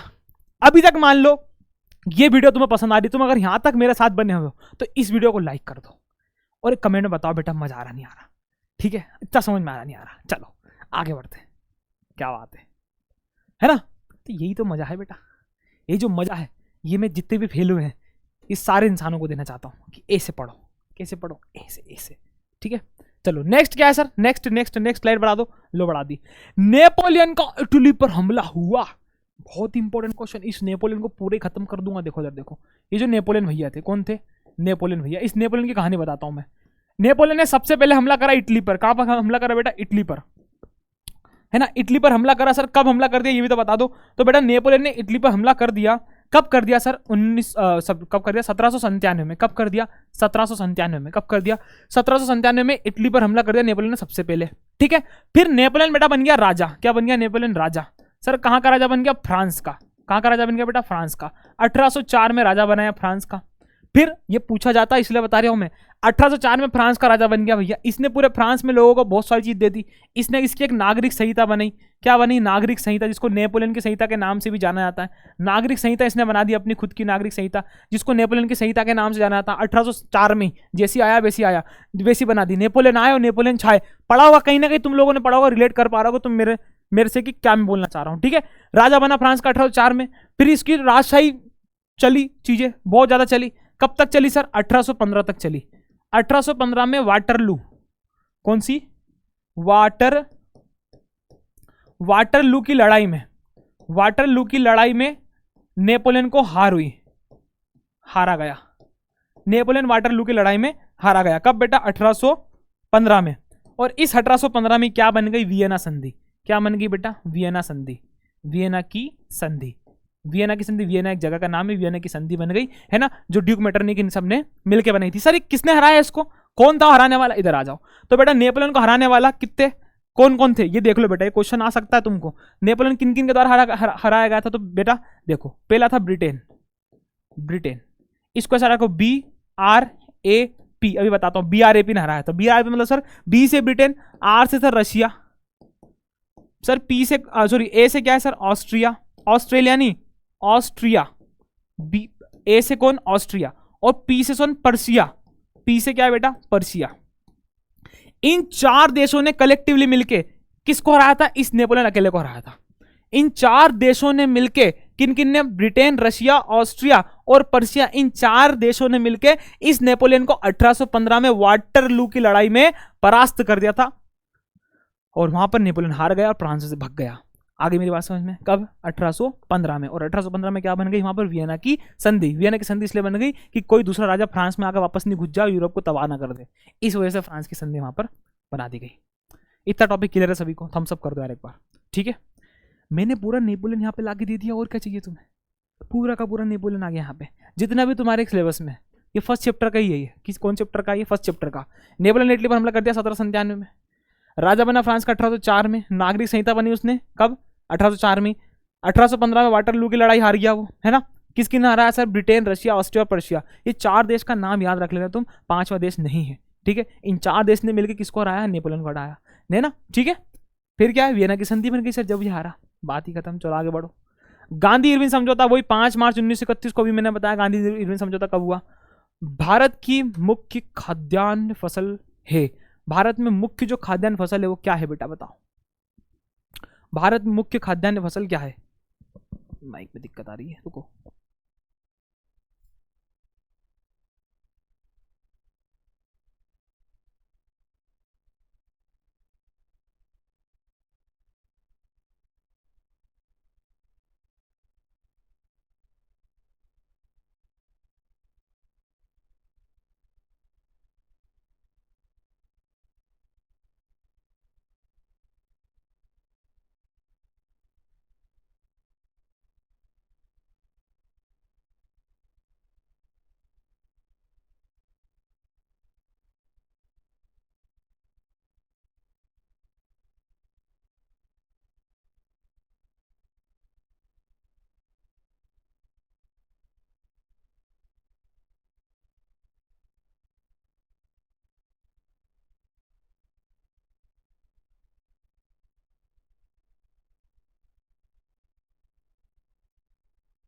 हेलो हेलो हेलो हेलो, हाँ हाँ आ रही है, आवाज आ रही है। तो चावल क्या है इसमें कि धान की मुख्य खाद्यान्न फसल, चाय, जूट, धान या रबड़। देखो चाय तो भारत की मुख्य मुख्य पूछी, मुख्य चाय तो नहीं है, जूट नहीं है, धान मतलब होता है चावल, तो चावल क्या है बेटा, चावल। इस चावल को धान और रबड़ नहीं, तो चावल सबसे ज्यादा क्या है, मुख्य फसल है कहाँ की, भारत की, मुख्य खाद्यान्न फसल में आता है चावल। नेक्स्ट, महात्मा गांधी की प्रसिद्ध बुक का नाम है। तो बेटा महात्मा गांधी की जो प्रसिद्ध बुक है, इन महात्मा गांधी की प्रसिद्ध बुक का नाम है, क्या है नाम भैया, हिंद स्वराज। क्या नाम है, हिंद स्वराज। 1909 में इन्होंने लिखी थी, कब लिखी थी, 1909 में। ये डेट भी याद रखना कब लिखी गई थी, 1909 में, इंपॉर्टेंट है ये क्वेश्चन। तो हिंद स्वराज लिखी गांधी जी ने 1909 में, कब लिखी, 1909 में। किसने लिखी, गांधी जी ने। गांधी जी ने 1909 में हिंद स्वराज लिखी गई गांधी जी के द्वारा, ये इसका आंसर है भैया। गोदान ने लिखी, गीतांजलि भी लिखी, भारत एक खोज नहीं लिखा है, हिंद स्वराज महात्मा गांधी की प्रसिद्ध बुक का नाम। और इस हिंद स्वराज में एक चैप्टर बना था 2025 की नहीं 24 के एग्जाम में बना था, एक क्वेश्चन क्या बना था कि गांधी जी ने कहा था कि हम अंग्रेजों के, हिंद स्वराज बुक, हाँ ऐसा क्वेश्चन बना था कि गांधी जी ने अपनी प्रसिद्ध बुक हिंद स्वराज में क्या कहा, तो उन्होंने ये कहा था कि हम अंग्रेजों गुलाम तब बने जब हमने उनको बनने दिया, हम सहयोग के कारण, हमने ब्रिटिश लोगों का सहयोग करा तो हम भारत में गुलाम बने अंग्रेजों के, वरना अगर हम सहयोग नहीं करते तो हम भारत के गुलाम ना कभी बन पाते, और ना ही भारत को सोने की चिड़िया जो कहा जाता था पहले, वो अब मिट गया है, पहले से भी कहा जाता और अभी भी कहा जाता, और हमें इतनी सारी स्ट्रगल को फेस नहीं करना पड़ता। गांधी जी ने पहले बोला था भैया, ठीक है। आगे मेरी बात समझ में, कब बोला था, हिंद स्वराज में। कब लिखी गई है, 1909 में लिखी गई, बिल्कुल बेटा याद कर लेना। अगला, HDI का अर्थ है, HDI बेटा इंग्लिश से बताता हूँ फिर हिंदी बताता हूँ। HDI को बोलते हैं ह्यूमन डेवलपमेंट, आई से हो जाता है इंडेक्स, ह्यूमन डेवलपमेंट इंडेक्स कहा जाता है HDI को। ह्यूमन मतलब सर मानव, डेवलपमेंट मतलब सर विकास, और इंडेक्स मतलब बोलता है सूचकांक, सूचकांक। ह्यूमन डेवलपमेंट इंडेक्स, मानव विकास सूचकांक, ये आंसर आपका सही साइड हो जाएगा। HDI को बोला जाता है ह्यूमन डेवलपमेंट इंडेक्स, है ना। क्या बोला जाता है, ह्यूमन डेवलपमेंट इंडेक्स, जिसमें मानव के विकास के बारे में दिया जाता है कि किस तरह मानव का विकास हो रहा है, क्या क्या चीज उसमें लगती है ना, किस तरीके से चीजें चलती आ रही है। आगे मेरे बात समझ में, इसको बोलते हैं अपन HDI। HDI रैंक होती है, इंडिया का रैंक, सबका रैंक, श्रीलंका का रैंक। और ये भी फर्स्ट चैप्टर का है, तुम इसकी टेबल भी देखना बेटा। तुम्हारे फर्स्ट चैप्टर इकोनॉमिक्स में फर्स्ट चैप्टर में टेबल बनी हुई है, जो अपन ने साक्षरता वाली टेबल देखी थी उसके जस्ट बाद में बनी हुई है। स्टार्टिंग के 2-3 पेज को तुम देखना। अभी लेके बैठे हो सारी बुक 4 ही, यहाँ देखो कहाँ से पढ़ा रहा हूँ मैं, जो चैप्टर बता रहा हूँ उसको खोल के पढ़ो। पढ़ो बेटा पढ़ो, थोड़ा सा पढ़ना पड़ेगा। अगले महीने तुम्हारा एग्जाम है ना, 17 तारीख से स्टार्ट है। कब चालू है? 17-15 से। तो बेटा समझ जाओ अब, ठीक है। अगला सही जोड़ी, और भैया जोड़ी आ गए। अब तो सर जोड़ी मिलाएंगे, बहुत हो गया, देखो जोड़ी मिला दे। चलो, वंदे मातरम किसने लिखा बता दो तुम। वंदे मातरम पता है? ए राजू पप्पू भेरू, ए सीता गीता मीता, पता नहीं पता? अगर ये नहीं पता तुम्हें वंदे मातरम, तो चुल्ली भर पानी में डूब जाओ, क्योंकि सर ये तो सबको पता होना चाहिए, सबको पता होना चाहिए ये चीज क्या है। तो वंदे मातरम किसने लिखा? बंकिम चंद्र चट्टोपाध्याय जी ने। इसको ऐसे लिख के नहीं आनी, मैं तुमको समझाने के लिए कह रहा हूं, वरना तुम भी इस जोड़ी के नंबर लिख के जाओगे। नहीं, वंदे मातरम ऐसा क्वेश्चन दे रखा है तो तुमको इसके सामने ये लिखना है, जैसे लिखा है वंदे मातरम। वंदे मातरम लिखा था, इसके सामने इसका सही आंसर लिखना है, ऐसा उत्तर करके, है ना। उत्तर क्रमांक मान लो ये चौथे नंबर पे है, उत्तर क्रमांक 4। तो वंदे मातरम का जैसे इसमें फर्स्ट पे दे रखा है, तो फर्स्ट बना दिया अपन ने। उत्तर क्रमांक 4 अगर आपको दिया है तो वहां पे 4 सिलेक्ट कर लेना, है ना। उत्तर क्रमांक 4 वहां पे सिलेक्ट कर लेना, उत्तर 4, और नीचे 2 लाइन खींच के वंदे मातरम किसने लिखा, तो यहाँ लिख दोगे तुम बंकिम चंद्र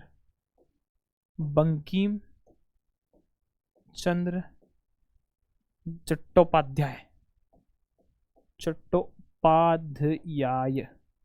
बंकिम चंद्र चट्टोपाध्याय। आगे मेरी बात समझ में, ठीक है। तो ये इसका फर्स्ट आंसर ऐसा लिख के आना है। सेकंड, हिंदू स्वराज, अब भी क्या भी बताई मैंने, हिंदू स्वराज किसने लिखा है? सर महात्मा गांधी। किसने लिख दिया? महात्मा गांधी ने, ठीक है। गुलामगिरी अभी बताई थी मैंने, गुलामगिरी इसके पहले किसने लिखा है? गुलामगिरी लिखा भैया ज्योतिबा फुले। किसने लिखा? ज्योतिबा फुले ने। प्रेस कानून की पुनर्समीक्षा, प्रेस कानून की पुनर्समीक्षा सर कहाँ थी, बताओ ये चीज, ये किसने करी थी? प्रेस कानून की पुनर्समीक्षा गवर्नर जनरल बेंटिक ने करी थी। किसने करी थी? गवर्नर जनरल बेंटिक ने। कब करी थी? गवर्नर जनरल बेंटिक ने। सर ये तो उल्टी जा रही है, अब तो है ये भी तो है चीजें। भारत में वैश्वीकरण कब हुआ? सर इधर ही हुआ। कब हुआ? 1991 में। ISI ने क्या बनाया? औद्योगिक वस्तुएं। ISI क्या बनाती है? औद्योगिक वस्तुएं। तो ये उल्टी हो गई जोड़ी, क्या हो गई? उल्टी जोड़ी। बेटा यही है, ये कुछ जोड़ी पूछी गई है ना। अब उल्टी आ गई है, सीधी आ गई, कैसी भी आ जाए, भली सामने उसका आंसर लिखा जाए। हमें तो लिखना, हमें तो आंसर से मतलब आंसर याद होना चाहिए। फिर ऊपर लिखाओ, नीचे लिखाओ, आगे लिखाओ, पीछे लिखाओ, अब हमको क्या मतलब उससे बेटा, बस लिखा होना चाहिए, कहीं ना कहीं तो होना चाहिए। ठंड लग रही है यार, रुक जाओ एसी थोड़ा बढ़ा दो, ठंड लग रही है, ठंडी बजिश, है ना। चलिए चलो फिर आगे मेरी बात समझ में। नेक्स्ट आ गई ना, ये हो गया ना, हाँ समझ में आ गई तुमको। सामने सामने लिखना है। नेक्स्ट क्या है सर? गन्ना उत्पादन में भारत में का विश्व में स्थान कौन सा है? बेटा पहला जो स्थान है गन्ना उत्पादन का वो ब्राजील का है। सेकंड किसका है सर? सेकंड है हमारा भारत। दूसरा स्थान किसका है? भारत का। ध्यान रखना है चीज को, कृषि वाले चैप्टर में से आया, चैप्टर नंबर 4th। आई ना मेरी बात समझ में? Chapter number 4th। रुक जाओ जरा, पीछे करने दो इसको। हाँ अब लग रहा हूँ मैं हैंडसम। हाँ ये देखो बेटा, अब आ गए तुम्हारे डान वापस। हाँ कौन सा? चैप्टर नंबर 4th में कृषि वाले इसमें दे रखा है, दूसरा स्थान है। चलिए नेक्स्ट क्वेश्चन क्या है? ग्रीम बंधुओं का जन्म हुआ था। सर ये कौन है ग्रीम बंधु? आ जाओ इधर, आ जाओ, तुम्हें पता नहीं है तो आ जाओ, हम काई के लिए बैठे हैं, तुम्हें बताने के लिए तो बैठे हैं। आ जाओ, पिंकी से बताएंगे आज। तो भैया जो ग्रीम बंधु थे, कौन से बंधु थे? ग्रीम बंधु। जो ग्रीम बंधु जो थे, ये सर कहाँ के रहने वाले थे? ये रहने वाले थे जर्मनी के। कहाँ के रहने वाले थे? जर्मनी के, है ना। एक का नाम था जेकॉब ग्रीन,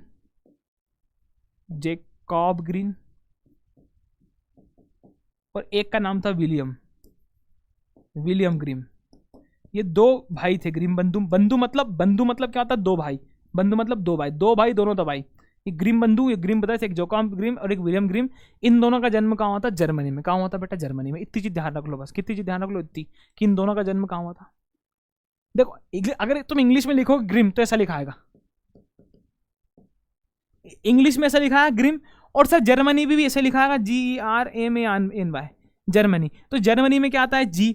ग्रीम में भी क्या आया? जी। इसलिए ध्यान रख लो बेटा, जी यही है। कौन है? जी है। क्या है बेटा? जी मतलब जर्मनी। जी से जर्मनी, जी से ग्रीम, ऐसा ध्यान रखो। ट्रिक बनानी पड़ती बेटा, खुद से भी ट्रिक बनानी पड़ती कुछ। चलो आगे बात समझ में। आगे देखो, हिंदुस्तान सोशलिस्ट रिपब्लिक आर्मी की स्थापना की गई, कब की गई? 1928 में, है ना। 1928 में Hindustan socialist Republic army, HSRA बोलते हैं। जो भगत सिंह, वो कौन बेटा?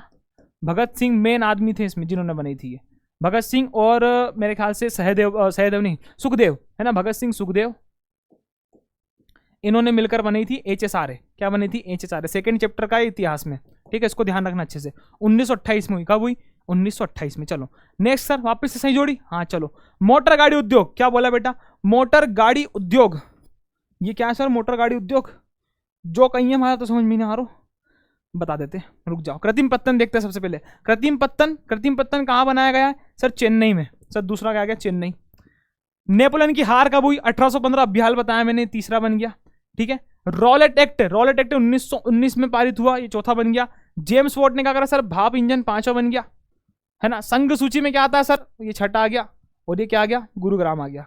तो मोटर गाड़ी उद्योग क्या है बेटा? गुरुग्राम में आएगा, ठीक है। तो इस प्रकार से कुछ जोड़ी को सोल्व कर दिया अपन ने, फट फट फट फट। ये सर संघ सूची क्या होती है? 3 प्रकार की सूची होती है, संघ सूची, राज्य सूची और समवर्ती सूची, है ना। ये संघ सूची में क्या क्या चीज आती है? प्रतिरक्षा आती है, बड़ी बड़ी चीजें आती है। राज्य संघ सूची में हाँ प्रतिरक्षा हो गई, है ना, और मतलब पैसा हो गया, है ना, बैंकिंग मान के चल सकते हो तुम, है ना, जैसे रिजर्व बैंक हो गया। संघ सूची में सारी सेंट्रल की चीजें आती है, सेंट्रल का होता है। राज्य सूची में बेटा राज्य का अधिकार होता है ना, राज्य मतलब राज्य सरकार का। समवर्ती में दोनों का, जैसे एजुकेशन, MP स्टेट बोर्ड अलग होती है और CBSE अलग होती है। CBSE सेंट्रल कौन सी हो गई? संघ सूची, और जो स्टेट बोर्ड है वो किसी हो गई? राज्य सूची। जहाँ पर संघ सूची और राज्य सूची दोनों का अधिकार होता है, दोनों अपना डिसीजन दे सकती है, वहाँ पर कौन सी सूची होती है? समवर्ती सूची। 3 प्रकार की सूची पाई जाती है, ठीक है। देखो अगला, देखो, हम ही देश के लिए कुर्बानी देने के लिए क्यों चुना गया? ये किसका, ये कथन किससे संबंधित है? हमें देश के लिए। तो बांध विस्थापित से नहीं, स्वतंत्रता संग्राम से नहीं, बीमारी से नहीं, देश की सुरक्षा से। तो हमें ही देश के लिए कुर्बानी देने के लिए क्यों चुना गया? हम ही देश की कुर्बानी देना है। तो भैया स्वतंत्रता संग्राम सेनानी का कथन है या फिर देश की सुरक्षा से? तो देश की सुरक्षा से संबंधित ये चीज है ना, कि हमें देश की कुर्बानी के लिए कुर्बानी देंगे। तो एक स्वतंत्रता संग्राम सेनानी भी तो देता कुर्बानी, है ना, देश की सुरक्षा से। चलिए नेक्स्ट, आगे बढ़ा भाई जल्दी। निम्नलिखित में से कौन सा वियना कांग्रेस में शामिल नहीं हुआ? यह अब भी हाल बताया था मैंने। कौन सा वियना कांग्रेस में शामिल नहीं हुआ? ब्रिटेन, रूस, पर्सिया, स्विट्जरलैंड। मतलब वियना कांग्रेस में कब बनी थी वियना संधि? नेपोलियन की हार के बाद। जिन्होंने नेपोलियन को हराया था वही वियना की संधि में थे, और नेपोलियन को किसने हराया था? अब भी हाल ही बताया मैंने इधर। देखो देखो कौन नहीं शामिल था, कितने राज्य थे उसमें, कुछ बताया था मैंने। BRAP, Britain, Persia, Austria, Russia, Britain, Russia, Austria, Persia, ये 4 थे। अब क्या पूछ रहा है कि कौन सा नहीं था?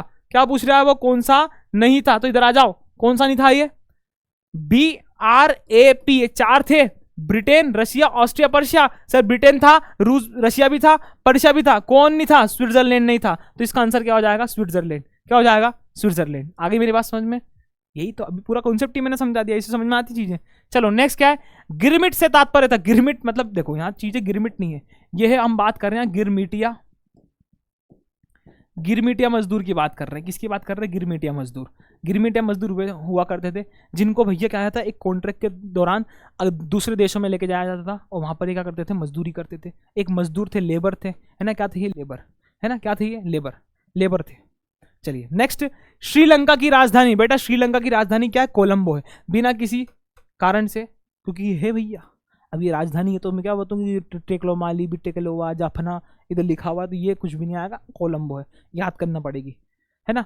लोकतंत्र के मूल्यांकन के लिहाज से इनमें से कौन सी एक चीज लोकतांत्रिक व्यवस्था के अनुरूप नहीं है? कि कौन सी चीज में लोकतांत्रिक व्यवस्था को फॉलो नहीं करती है, कि जो चीज लोकतांत्रिक नहीं लग रही वो कौन सी है? तो देखो, स्वतंत्र और निष्पक्ष चुनाव लोकतांत्रिक है। व्यक्ति की गरिमा, व्यक्ति की गरिमा लोकतंत्र में कहाँ आती है? बहुसंख्यकों का शासन, हाँ मेजोरिटी वाले शासन तो करते हैं, अल्पसंख्यक कैसे शासन कर सकते हैं? कानून के समक्ष समानता, तो कानून की समानता तो रहती है। स्वतंत्र निष्पक्ष चुनाव भी रहता है ना। बहुसंख्यकों का शासन, जो मेजोरिटी मतलब मेजोरिटी में जो जीतेगा, जिस पे ज्यादा वोट आएंगे उसका शासन होगा लोकतंत्र में। ये बात तो सही है। जो ज्यादा लोकतंत्र में क्या होता है, एक बीजेपी है, कांग्रेस है, बीजेपी को ज्यादा वोट आ गए, वो जीत गई, बहुसंख्यक मेजोरिटी बन गई वहां पर व्यक्तिगत गरिमा लोकतंत्र में कहाँ आती है? इसके बीच में नहीं आती। ये सब चीजें बेटा लोकतंत्र के हिसाब से चल रही, तीनों चीजें, लेकिन इसका आंसर क्या होगा? दिस, व्यक्तिगत गरिमा। ठीक है नेक्स्ट, भारत में से किस राज्य में 90% ग्रामीण लोग राशन की दुकानों का प्रयोग करते हैं? राशन की दुकान का प्रयोग कौन कौन? 90% ग्रामीण लोग। देखो बात चल रही कि कौन सा राज्य में, तो इसका नाम है तमिलनाडु। किसका? तमिलनाडु। कौन सा राज्य में? तमिलनाडु में 90% से ज्यादा ग्रामीण लोगों राशन की दुकान का यूज या प्रयोग करते हैं। आगे मेरी बात समझ में? चलिए ठीक है नेक्स्ट बढ़ा प्रेम आगे। अरे अरे अरे चलो सर ये वाली बता दो।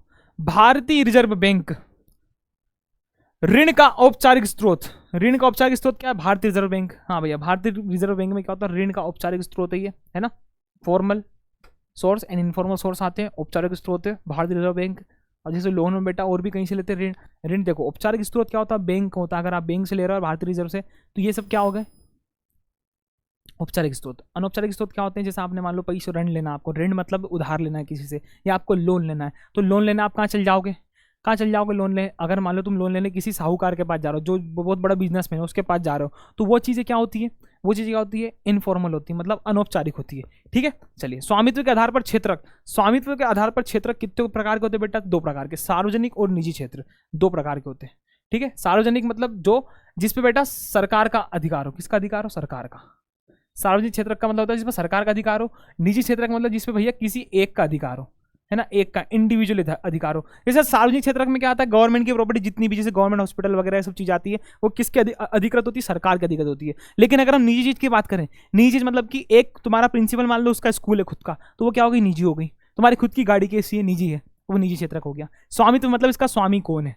स्वामित्व के आधार पर बोलो ना इसका स्वामी कौन है। सार्वजनिक क्षेत्र का स्वामी सरकार है, निजी क्षेत्र का जो भी निजी चीजें हमारी, उसका स्वामी मैं खुद हूँ। आगे मेरी बात समझ में? ये गाड़ी मेरी, तू कैसे ले जा रही है? तो मेरी गाड़ी मतलब मेरा स्वामित्व उस पर है, इसका स्वामी में हूँ। स्वामी मतलब मालिक, मालिक वाली बात चल रही है। आगे मेरी बात समझ में? हे मालिक दे 40, है ना। ठीक है, इतना इतना सबको क्लियर हो गया? इतना सबको क्लियर है बेटा? हो गया सबको क्लियर? क्या बात है। अगर इतना क्लियर है भैया तो कमेंट में रेड हार्ट बना दो प्यारा सा है ना। इतना तो तुम मेरे लिए कर ही सकते हो। अगर मैं तुम्हारे लिए इतनी कर रही सीरीज लेके आया हूँ कमबैक सीरीज, तो इतना तुम कर ही सकते हो। नहीं भी करोगे तो कोई दिक्कत नहीं, मेरा क्या है, थोड़ा सा मैं दुखी हो जाऊंगा फिर चला जाऊंगा। नहीं नहीं नहीं, तुम बहुत प्यारा हो बेटा, तुम सबको पास करवाना है मुझे, है ना। तो चलो 1 घंटा हो गया बेटा, अपने को आया नहीं आया मजा? हाँ, तो 1 घंटा 955 पढ़े अभी, आगे और बढ़ते हैं। तो इतनी झाम समझ में आ रही, धीरे धीरे एक एक चीज तुमको बता दिया हूं मैं, धीरे धीरे कर करके सारा टॉपिक अपन क्लियर करें। चलो नेक्स्ट क्या है सर? नेक्स्ट बता दो, राजनीतिक पार्टी का कार्य क्या होता है? भाई राजनीतिक पार्टियां, पॉलिटिकल पार्टी करती क्या है सर? चुनाव और सरकार की व्यवस्था करती, बस और क्या है ना। तीसरे नंबर पे ये आ गया, चुनाव सरकार की व्यवस्था करती है। प्रिंट मीडिया, प्रिंट मीडिया क्या करता है? मीडिया का काम क्या होता है सर? मीडिया का मतलब ये होता है सर, कुछ भी जो भी मुद्दा चल रहा है, अभी आज का जो मेन मुद्दा चल रहा है उसको उठाना, कि भैया क्या पहलगाम में अटैक हो गया, उसको मुद्दा है कि वो मुद्दा उठाओ भैया, कि पहलगाम में अटैक हो गया, इधर से मिसाइल बन रही, ऑपरेशन सिंदूर हुआ, ये हुआ वो हुआ, तो ये मुद्दा, जो मुद्दा उसको बढ़ाना आगे, तो क्या आ जाएगा? Print media. सामाजिक मुद्दों को उठाना एवं समाचार, समाचार देना, चौथे नंबर पे आ गया भैया ये सामाजिक मुद्दे समाचार। आई मेरी बात समझ में? आई कि नहीं? अगला क्या है? चूना पत्थर, अभी बताया मैंने चूना पत्थर, अभी फर्स्ट पहली बार ही बताया था मैंने, चूना पत्थर को बोलते हैं लाइमस्टोन। सर लाइमस्टोन किस चीज में यूज किया जाता है? सीमेंट। 5वां नंबर क्या आ जाएगा बेटा? सीमेंट। साइमन कमीशन, क्या बोला मैंने? साइमन कमीशन कब आया था? 1928 में। तो 6 नंबर पे आ जाएगा साइमन कमीशन। देखो साइमन कमीशन तुमको पता है क्या था? साइमन कमीशन भैया एक टोरी सरकार आई थी। कौन सी सरकार आई थी? टोरी सरकार, टोरी सरकार आई थी भैया साइमन कमीशन में। कब? 1928 में, है ना। 1928 में टोरी सरकार आई थी, जिसका जो जिसमें उसको जो टोरी सरकार से एक कमीशन लेके आया था। टोरी सरकार एक कमीशन लेके आई थी, एक कमीशन लेके आई थी, है ना, जिसमें तुम मानोगे नहीं कि एक भी अंग्रेज नहीं था। अंग्रेज एक भी नहीं था, अंग्रेज उसमें एक भी नहीं था। No one, none of a single Indian sorry उल्टा उल्टा बता दिया मैंने। अंग्रेज नहीं मतलब जिसमें एक भी इंडियन नहीं था, अंग्रेज नहीं, जिसमें एक भी भारतीय नहीं था, जिसमें इस सरकार में एक भी भारतीय नहीं था। जो यहाँ सरकार बदली थी, जो पहले जनरल डायर था, जो जलियांवाला बाग में जनरल डायर था। जलियांवाला बाग तुम सबको पता होगा, है ना, कि नहीं पता? अब ये नहीं पता हो तो ईमानदारी कसम में क्या करूँ, अगर ये नहीं पता हो तो फिर मैं कुछ नहीं कर सकता। जलियांवाला बाग तो बेटा सभी को पता होगा। अप्रैल 1919 जलियांवाला बाग हत्याकांड हुआ था अमृतसर में, बैसाखी मनाए थे लोगों ने, वहाँ पे बहुत सारे लोगों ने इकट्ठे थे। वहाँ सडनली कौन आ गया? जनरल डायर आ गया।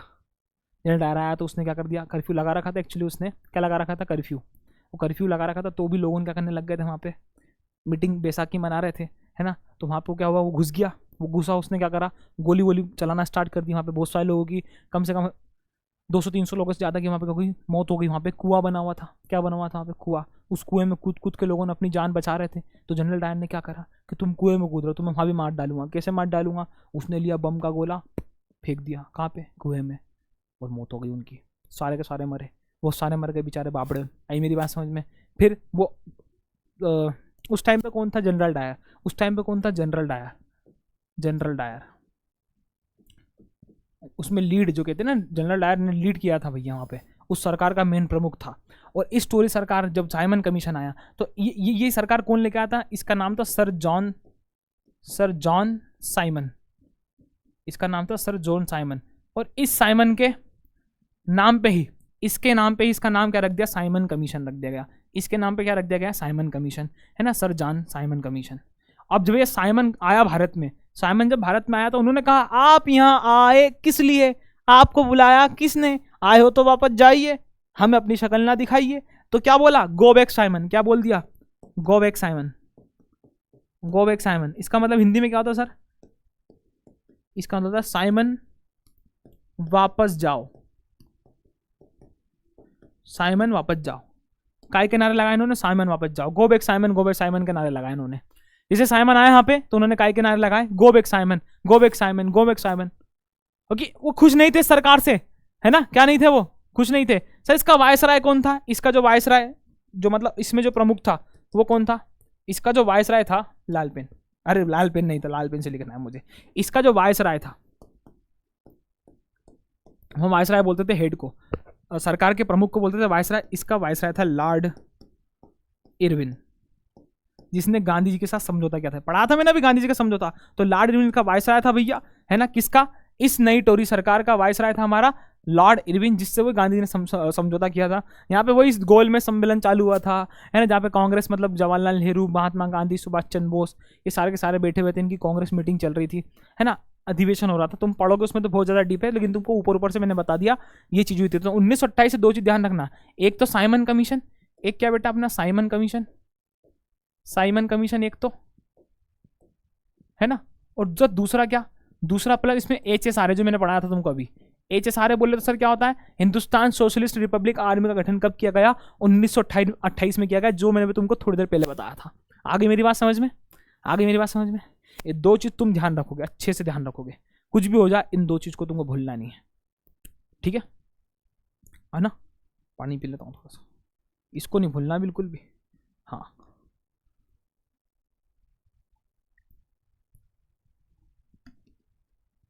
चलो next, go back Simon, Simon वापस जाओ। इसमें लग गए भैया नारे, है ना, क्या लग गए इसमें? नारे लग गए। चलिए नेक्स्ट सर, नेक्स्ट बता दो। पुरानी जलोढ़ मिट्टी को क्या कहा जाता है? सर पहले तो बताओ जलोढ़ मिट्टी क्या है। ये देखो, जलोढ़ मिट्टी कौन सी मिट्टी? जलोढ़, समझो, जलोढ़ मिट्टी जिसको इंग्लिश में हम कहते हैं एल्यूवियल सॉइल, एल्यूवियल सॉइल, है ना, एल्यूवियल सॉइल। अब ये जलोढ़ मिट्टी दो प्रकार की होती है, एक होती है नई जलोढ़ मिट्टी और एक होती है पुरानी जलोढ़ मिट्टी। एक होती नई, एक होती पुरानी। तो बेटा जो नई जलोढ़ मिट्टी होती है उसको बोलते हैं खादर, क्या बोलते हैं? खादर। और जो पुरानी जलोढ़ मिट्टी होती है उसको बोलते हैं बांगर, क्या बोलते हैं? बांगर। बांगर और खादर, ये दो प्रकार की मिट्टी होती है, एक होती खादर और एक होती है बांगर। पुरानी जलोढ़ मिट्टी जिसे बोलते हैं पुरानी जलोढ़, पुरानी जलोढ़ कहा जाता है किसको? बांगर को। और सर नई जलोढ़ किसे कहा जाता है?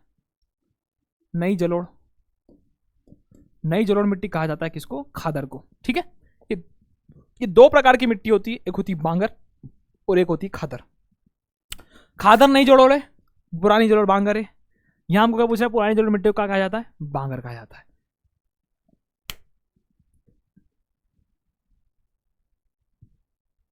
क्या क्या? ये देखो ना इधर, इधर देखो ना, बता ही दिया इतनी देर में तो मैंने, यही कहा जाता है। है ना। तो आई मेरी बात समझ में? तो सर ये क्या है? जलोढ़ मिट्टी और ये तो बांगर जलोढ़ मिट्टी और खादर जलोढ़ मिट्टी की कुछ खासियत क्या होती है? सर कुछ भी खासियत नहीं होती है, ये नई है, ये पुरानी है। बांगर में क्या होता है सर? बहुत ज्यादा कंकर पत्थर होते हैं तो कम उपजाऊ होती है, ये कम उपजाऊ होती है ना, और ये अधिक उपजाऊ होती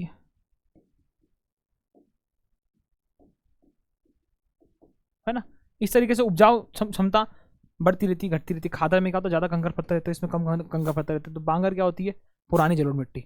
इसको तुम भूल जाओ, इतना ध्यान रखो, दो प्रकार की होती है, खादर, रेगड़। बेटा रेगड़ किसे बोलते हैं? रेगड़ बोलते हैं काली मिट्टी को। इसको बोलते हैं काली मिट्टी को। रेगड़ किसको बोलते हैं? काली मिट्टी को, ठीक है। अभी बताया था मैं तुमको। बांधों को आधुनिक भारत का मंदिर किसने कहा है? तो बेटा जो बांध है उसको आधुनिक भारत का मंदिर कहने वाला एक ही आदमी था, है ना, इसको कहने वाला एक ही आदमी था जिसका नाम है जवाहरलाल नेहरू। जवाहरलाल नेहरू भैया, है ना, जवाहरलाल नेहरू, जिन्होंने कहा था, क्या कहा था, बांधों को मतलब सर डैम को, बांधों को, डैम को कहा था इन्होंने, क्या कहा था डैम को, आधुनिक भारत का मंदिर कौन है बेटा, डैम है। ये किसने कहा था, जवाहरलाल नेहरू ने कहा था। किसने कहा था, जवाहरलाल नेहरू ने, कि जवाहरलाल नेहरू कहते थे कि भैया बांधों को आधुनिक भारत का मंदिर कहा जाए। और बेटा इस डैम वाले चैप्टर में तुम ये चीज ध्यान रखना, इस डैम वाले चैप्टर में तुम ये चीज ध्यान रखना कि इसमें क्या क्या चीजें आती है। पहली चीज तो इसमें बेटा बांध, इसमें अगर तुमको कुछ नंबर लाने, वैसे हालांकि देखा जाए तो जो जल संसाधन है, इसका चैप्टर का नाम क्या है, ये हैगा अपना भूगोल का है ये चैप्टर नंबर 3 पार्ट 3 इसका नाम है जल संसाधन। क्या नाम है, जल संसाधन। तो इस जल संसाधन में क्या होता है बेटा, इस जल संसाधन में तुमको ध्यान रखना है पहले तो बांध के नाम सारे के सारे। इसमें एक मैप दिया है, क्या दिया है इसमें, एक मैप। इस मैप को तुम्हें फॉलो करना है। इसमें सिर्फ एक सिंगल मैप दिया है, इस पार्ट को खोलो, अभी हाल ही खोलो बुक में, उसमें दिया है बांधों के नाम दिए, और बांधों के साथ उसकी नदियों के नाम भी ध्यान रखना है। कैसे ध्यान रखना है, नदियों के नाम, है ना, नदियां ध्यान रखना है। जैसे मैंने 2 मिनट के लिए बोला हीराकुंड,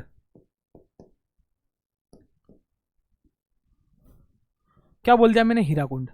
अब हीराकुंड बांध है, कौन सा बांध है, हीराकुंड बांध। हीराकुंड बांध तुमको ध्यान रहना चाहिए, बांध का नाम मतलब। और अभी अपन ने एक बांध की बात करी थी उधर, क्या नाम है उसका, कौन सा बांध था वो, सरदार सरोवर डैम, सरदार सरोवर बांध। इसे 2 बांध की बात करी 2 मिनट के लिए मैंने। तो तुमको ध्यान होना चाहिए कि हीराकुंड कौन सी नदी पर है, महानदी। हीराकुंड कौन सी नदी पर है, महानदी पर बना हुआ है। सरदार सरोवर डैम कौन सी नदी पर बना हुआ है, नर्मदा नदी पर बना हुआ है। एक है कोटा बैराज, कोटा बैराज बेटा, कोटा बैराज बोलते हैं इसको, Kota barrage dam. Kota barrage dam कौन सी नदी बना, सर चंबल रिवर बना है। कौन सी रिवर बना है, चंबल रिवर पे, आ चुका है बहुत बड़ा क्वेश्चन, ठीक है। तो ऐसे तुमको बांध और उसके नाम पता होना चाहिए। सर ये इतनी सारी चीजें हमें मिलेगी का, तो बेटा जो तुमको इतनी सारी चीज बता रहा हूँ, बांध, नदियों, सरदार सरोवर डैम, ये सब चीजें तुम्हें कहाँ मिलेगी बेटा, ये मिलेगी तुम्हें मैप में। कहाँ मिलेगी, मैप में।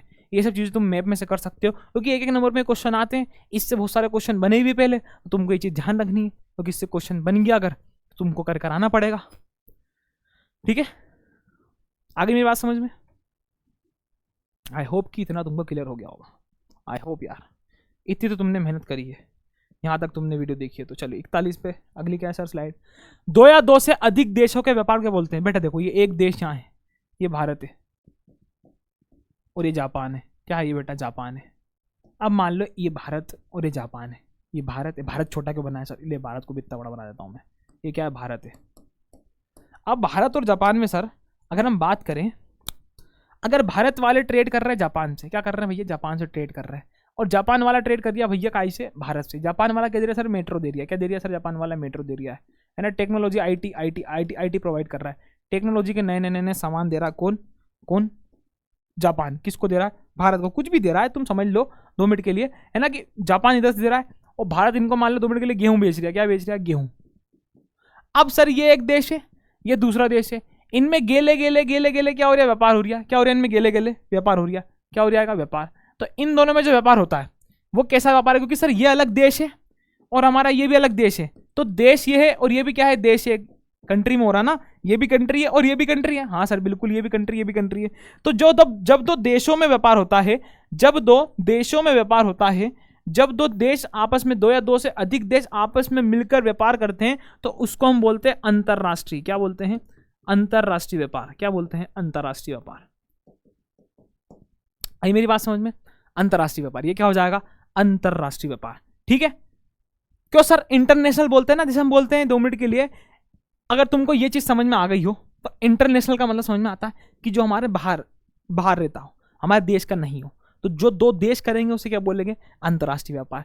इस तरीके से फ्लाइट भी होती है भैया, फ्लाइट का मतलब सर आप एरोप्लेन में जाते हैं, क्या जाते हैं, एरोप्लेन में, वायुयान, है ना, जो हमारा वायुयान होता है, वायुयान जो होता है। वैसे इंटरनेशनल फ्लाइट होती है और एक होती है डोमेस्टिक फ्लाइट। डोमेस्टिक फ्लाइट मतलब जो सर भारत में, जैसे दिल्ली से मुंबई चल जाओ, मुंबई से पुणे चल जाओ, पुणे से जयपुर चल जाओ, तो ये सब क्या है, डोमेस्टिक फ्लाइट है है ना, घरेलू घरेलू घरेलू विमानतल है। और एक विमानतल एयरपोर्ट जो होता है एयरपोर्ट बोलते हैं, घरेलू एयरपोर्ट। और एक होता है इंटरनेशनल एयरपोर्ट। जैसे दिल्ली पे कौन सा एयरपोर्ट बना हुआ है, इंटरनेशनल। क्या आपको मान लो लंदन जाना है तो दिल्ली से आपको कहाँ की फ्लाइट मिल जाएगी, लंदन से। अगर तुम बात करो सर इंदौर से लंदन की फ्लाइट मिलेगी क्या, तो नहीं मिलेगी। क्यों, इंदौर क्या घरेलू क्या है, घरेलू एयरपोर्ट है। कैसा है, घरेलू एयरपोर्ट। तो घरेलू मतलब घर घर में हो रहा है। तो वैसे अगर भारत में व्यापार हो रहा है तो उसे आंतरिक व्यापार बोलेंगे। क्या बोलेंगे, आंतरिक व्यापार। भारत में अंदर हो रहा है। जैसे जापान वाला जापान के अंदर ही व्यापार कर रहे हैं तो आंतरिक व्यापार हो गया उनका, है ना। कैसा व्यापार हो गया, आंतरिक अंदर अंदर कर रहा है। और अगर मान लो किसी दूसरे देश से कर रहे हैं तो कैसा हो गया, अंतर्राष्ट्रीय व्यापार हो गया। आगे मेरी बात समझ में, आई होप कि तुम यहां तक तो समझ में आ गया होगे सर क्या कहना चाह रहा है। मेरी भावनाएं तुमने समझ ली होगी, आई होप। मुद्रण ईश्वर की दी हुई महानतम देने किसने कहा है, तो भैया बहुत कड़वी चीज बोली है। और ये जो कर्रा आदमी था, ये जो कर्रा आदमी था, इसका नाम है मार्टिन लूथर। किसने बोला, मार्टिन लूथर ने। योहान गुटेनबर्ग ने नहीं बोला। योहान गुटेनबर्ग कौन था सर, ये था बेटा, इसने प्रेस बनी थी। क्या बनी थी, प्रेस। सर प्रेस कौन सी सर, वो कपड़े प्रेस करते वाली प्रेस नहीं, इसने बनी थी printing press. Printing press, printing press बनाई थी उन्होंने, है ना। सबसे पहले प्रिंट ये लेके आया था भैया योहान गुटेनबर्ग, सबसे पहले, है ना। ये तुम पढ़ोगे मेरे ख्याल से 3rd चैप्टर या 4th चैप्टर में है ये, 3rd या 4th के हिसाब से हिस्ट्री के 3rd या 4th चैप्टर। भारत में विश्वीकरण 3rd 4th 5th चैप्टर में। कौन से चैप्टर में, 5th। हाँ, मुद्रण वाला है 5th चैप्टर में तुमको मिलेगा ये योहान गुटेनबर्ग। इसने भैया क्या बनाई थी, क्या बनाई थी, प्रेस बनी थी, प्रिंटिंग प्रेस। सबसे पहले प्रेस का फॉर्मूला यही लेके आया था भैया, है ना। ठीक है, वो बड़ा सा एक था, तुम उसमें देखना भी, अभी किताब खोल के देख लो, मिल जाएगा तुमको ये, है ना। तो महात्मा गांधी ने तो कहा नहीं, महात्मा गांधी ने ऐसे तो बहुत कुछ कहा है, फोमेन ने भी कुछ नहीं कहा, महात्मा गांधी ने लेकिन ये नहीं कहा। तो मुद्रण ईश्वर की दी हुई महानतम देने, सर इस मुद्रण का मतलब क्या था, वही प्रिंटिंग। मुद्रण का मतलब क्या था, प्रिंटिंग। सर ये मार्टिन लूथर था कौन, बेटा मार्टिन लूथर था धर्म सुधारक।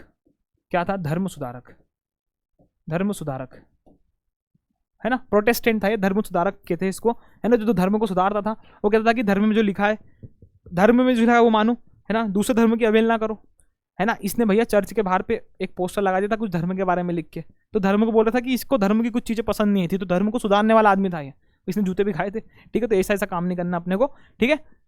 तो ये थोड़ा सा इसके बारे में थोड़ी सी स्टोरी है जो तुमको मैंने यहाँ पे बताई, इसको ज्यादा ध्यान मत रखना, सिर्फ इतना ध्यान रखो। मुद्रण ईश्वर की दी हुई महानतम देन किसने कहा, मार्टिन लूथर ने कहा। योहान गुटेनबर्ग के बारे में तुम लोग एक बार पढ़ लेना कि इसने क्या बनाया, प्रिंटिंग प्रेस बनाई, बुक में मिल जाएगा तुमको अच्छे से, है ना।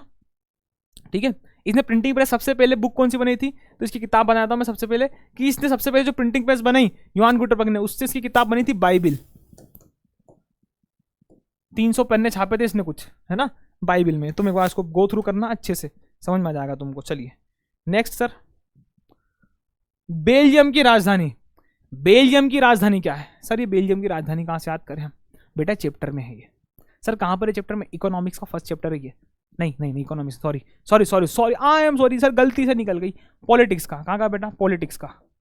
पॉलिटिक्स बोलो सर, लोकतांत्रिक राजनीति में से ये पहला ही चैप्टर है जिसका नाम है सत्ता की साझेदारी। क्या नाम है, सत्ता की साझेदारी। तो सत्ता की साझेदारी में 2 केस बताएं, एक बताया आपने किसका, बेल्जियम का, और एक केस है हमारा श्रीलंका का। श्रीलंका, है ना, 2 प्रकार के केस बताए हैं।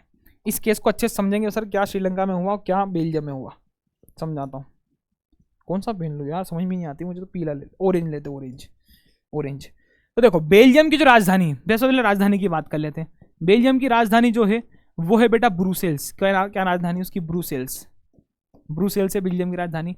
सर श्रीलंका की राजधानी क्या, अभी इसका एक क्वेश्चन भी आया था, कोलंबो। तुम देख रहे हो दोनों क्वेश्चन आ गए, श्रीलंका की राजधानी पूछ ली और बेल्जियम की राजधानी पूछ ली, दोनों की दोनों राजधानी पूछ ली बेटा उन्होंने, है ना। बेल्जियम में सर अलग अलग प्रकार के 3 प्रकार के लोग रहते थे, अलग अलग लोग रहते हैं ना। एक वलोनिया रीजन के लोगों रहते थे, वलोनिया में रहते थे अलग लोग, है ना। एक फ्लेमिश रीजन में रहते थे, फ्लेमिश रीजन में। और एक रहते थे भैया 1% लोगों रहते थे, कहां पर, 1% ही लोग। अरे यार ये पूरा मिट जाता है, ईमानदारी कसम, रुक जा छोटा वाला रबड़। एक रहते थे भैया 1% लोगों रहते थे, क्या, जर्मन बोलने वाले, जर्मन लोग रहते थे, है ना, जर्मन लोग। तो वलोनिया में लोगों बोलते थे कौन सी लैंग्वेज, फ्रेंच लैंग्वेज। फ्लेमिश में लोग बोलते थे कौन सी लैंग्वेज, फ्रेंच। और इसके बाद कौन सी लैंग्वेज थी फ्लेमिश में, फ्लेमिश लोगों मेरे ख्याल से बोलते थे डच लैंग्वेज। कौन सी लैंग्वेज बोला, डच लैंग्वेज। और ये 1% लोगों को बोलते थे जर्मन लैंग्वेज, ठीक है। तो इसमें 59 40 और 59 का समथिंग कुछ था, है ना, कि ये 59%, ये लोग थे 40%, ये लोग कितने थे बेटा 40%, है ना, और ये थे 59% लोगों, ये 40% थे और ये 59 थे, कितना हो गया 99, और ये 1% कौन थे, जर्मन लोगों थे, कहाँ पे, ब्रुसेल्स में, है ना।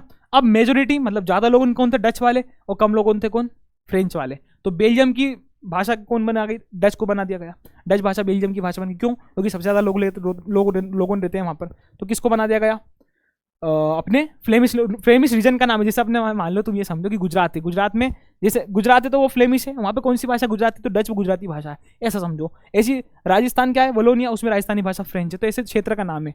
तो इस फ्लेमिश रीजन में रहने वाले डच बोलने वाले लोगों को क्या बना दिया गया, डच की बेल्जियम की राष्ट्रभाषा बना दी गई। फिर वहाँ पे क्या हुआ भैया, उन्होंने दोनों ने क्या कहा, सत्ता की साझेदारी कर ली कि भैया तुम अपन पावर बांट लेते, पर लड़ते नहीं है ना। तो यहाँ पे लड़ाई नहीं हुई, उन्होंने पावर को शेयर कर लिया और सब बड़े चलने लगा, है ना, इन्होंने पावर को बांट लिया। अब श्रीलंका में क्या हुआ बेटा, श्रीलंका की आज़ादी कब हुई, 1948 में आज़ाद हुआ, पहले तो बात थी श्रीलंका, आज़ादी 1948 में हुई श्रीलंका की, है ना। और फिर क्या हुआ सर, 1948 में, इसका कंफर्म नहीं मेरे को, शायद 1948 या 1900 मेरे ख्याल से 51 या 1948 है, 1948 ही, एक बार तुम कंफर्म करना उसमें, है ना, 1948 में हुई थी मेरे ख्याल से, एक बार तुम कंफर्म कर लेना। तो श्रीलंका कोलंबो में इसकी राजधानी हो गई। यहाँ पे भैया वही मगजमारी थी, यहाँ पे सिंहली लोग रहते थे, सिंहली भाषा बोलने वाले लोग रहते सबसे ज्यादा, है ना। इनकी यहाँ पे मेजोरिटी मतलब कि यहाँ पे ज्यादा लोग थे, है ना, अधिकतम लोग सिंहली भाषा बोलने वाले थे, है ना, कुछ तमिल भाषा बोलते थे और कुछ हिंदी भाषा बोलने वाले भी लोग बहुत सारे कम थे, लेकिन थे, है ना। तो इन तीनों के केस भी अलग अलग है भैया। अब यहाँ पे क्या हुआ कि ये सिंहली भाषा और तमिल भाषा, ये दोनों लोगों ने क्या कर लिया, लड़ लिए, क्या कर लिया उन्होंने, लड़ाई हो गई इनके बीच में। क्या हो गया बेटा, लड़ाई, और लड़ाई ऐसी वैसी नहीं, क्या हो गया, गृह युद्ध हो गया। क्या हो गया बेटा, गृह युद्ध। गृह युद्ध को क्या बोलते हैं सर, सिविल वॉर, क्या बोलते हैं, सिविल वॉर। इनके बीच में सिविल वॉर छिड़ गई। जो सिविल वॉर छिड़ी तो कब खत्म हुई सर, 2009 में खत्म हुई। यह क्वेश्चन पूछा जाता है कि श्रीलंका में गृह युद्ध कब समाप्त हुआ, 2009 में समाप्त हुआ। ये पूछा जाता है कि श्रीलंका में गृह युद्ध कब समाप्त हुआ, 2009 में समाप्त हुआ।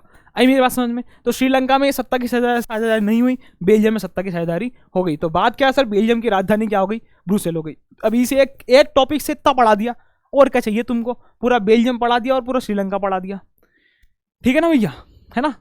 चलिए, इसकी जो भी चीजें तुम बाकी और अपने स्तर से पढ़ सकते हो, पॉलिटी की बुक निकालो, उसमें फर्स्ट पेज पे लिखा हुआ है बेल्जियम। तो बेटा हरियाणा की पॉपुलेशन से भी कम पॉपुलेशन है, मात्र 1 करोड़ पॉपुलेशन है बेल्जियम में। ये बेल्जियम कहाँ आता है सर, यूरोप में। बेल्जियम कहाँ आता है, यूरोप में। और श्रीलंका एशिया में आता है, नीचे, तुमको पता अपना श्रीलंका नीचे है अपने जरा सा, ठीक है, समझ में आ गया।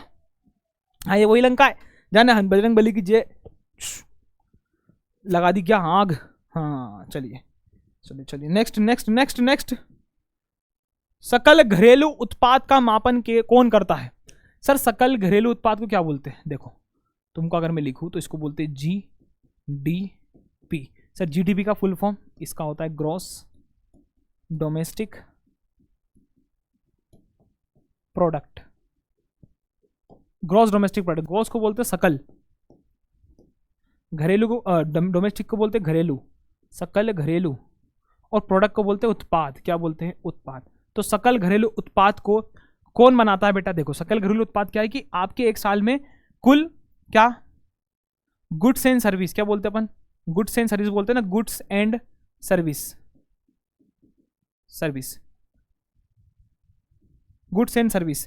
गुड्स एंड सर्विस को तुम हिंदी में लिख देता हूं मैं तुम्हें यार, जो भी तुमने गुड्स बनाए, मतलब जो भी तुमने वस्तुएं बनाई, वस्तु और उसकी सेवा दी, वस्तु और उनकी सेवा, है ना, कितनी दी भैया, कि तुमने अपने एक साल में, कहते हैं ना कि इंडिया की जीडीपी बढ़ गई, इंडिया की जीडीपी कम हो गई, तो तुमने भारत ने कितनी चीजें बनाई और उसका सेवा दिया। सेवा मतलब दूसरे देशों को बेचा, ताकि उससे क्या कमाया, पैसा। क्या कमाया, पैसा। तो जीडीपी इकोनॉमी में क्या करती है, बहुत ज्यादा एक तरीके से फायदा लेके आती है ना, तो जीडीपी कहते हैं उसको, ठीक है। जो वस्तु और सेवाओं को कुल एक साल में की गई आय जो होती है उसको बोलते हैं जीडीपी। तो सकल घरेलू उत्पाद का मापन कौन करता है, केंद्र सरकार भी करती है, राज्य सरकार भी करती है, ये भी करता है, कोई नहीं करता। कौन करता है, केंद्र सरकार। कौन करता है बेटा, केंद्र सरकार, ठीक है। तो इसको ध्यान रखना, सकल घरेलू उत्पाद, ग्रॉस डोमेस्टिक प्रोडक्ट। चलिए लास्ट भैया एक जोड़ी बताओ सर, सही जोड़ी मिलाइए। क्या बताया, सही जोड़ी बता देते हैं। सही जोड़ी। संयुक्त वन प्रबंधन, संयुक्त वन प्रबंधन सर इसमें से क्या आएगा? संयुक्त वन प्रबंधन, जॉइंट फॉरेस्ट मैनेजमेंट, जेएफएम बोलते हैं इसको, संयुक्त वन प्रबंधन को बोलते हैं जॉइंट फॉरेस्ट मैनेजमेंट। ये चैप्टर नंबर 2 तुम्हारा अभी निकाल के देखो, चिपको आंदोलन वगैरह सब लिखे हुए हैं यहाँ पर। चैप्टर नंबर 2 का आएगा भूगोल का, भूगोल का सेकंड चैप्टर, वन्य जीवन एवं जीव प्रणाली, ऐसा कुछ है कुछ करके। तो सेकंड चैप्टर में संयुक्त वन प्रबंधन है, जो क्या गया है भैया, ये कहाँ पर बना हुआ था सर? ये ओडिशा में। कहाँ बना था ये? ओडिशा में। इसको ध्यान रखना कि संयुक्त वन प्रबंधन कहाँ पर बनाया गया था? जॉइंट फॉरेस्ट मैनेजमेंट ओडिशा में सबसे पहले बनाया गया। इलेक्ट्रॉनिक राजधानी, इलेक्ट्रॉनिक राजधानी बोला जाता है बेंगलुरु को। किसको बोला जाता है बेटा? बेंगलुरु को। तो इलेक्ट्रॉनिक कैपिटल ऑफ इंडिया है ना, इलेक्ट्रॉनिक राजधानी भारत की कौन है? बेंगलोर है।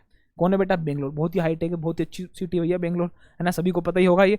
फिर लेबर पार्टी, रिपब्लिकन पार्टी, दो प्रकार की पार्टी है। तो जो रिपब्लिकन पार्टी है ना बेटा, ये तो है अमेरिका में। कहां पर है? अमेरिका में। और जो लेबर पार्टी है ना, ये कहां है बेटा? ब्रिटेन में। लेबर पार्टी कहां है? ब्रिटेन में। रिपब्लिकन पार्टी कहां है? अमेरिका में। और प्राथमिक क्षेत्रक, क्या बेटा? प्राथमिक क्षेत्रक, प्राथमिक क्षेत्रक में क्या क्या आता है सर? कृषि आता है, खनन आता है, डेयरी आती है, मत्स्यन आता है। और तृतीयक क्षेत्रक में क्या आता है सर? तृतीयक क्षेत्र में आता है परिवहन, भंडारण, संचार और बैंकिंग, है ना। तो प्राथमिक क्षेत्रक में हो गया हमारा ये, और तृतीयक क्षेत्रक में हो गया हमारा ये। सर ये क्षेत्रक एक बार समझा दो। क्षेत्रक देखो, तुमको समझा देता हूं क्या होते हैं। 3 प्रकार के क्षेत्रक होते हैं। क्षेत्रक कितने प्रकार के होते हैं? 3 प्रकार के क्षेत्रक होते हैं, 3 प्रकार के। पहला होता है प्राथमिक,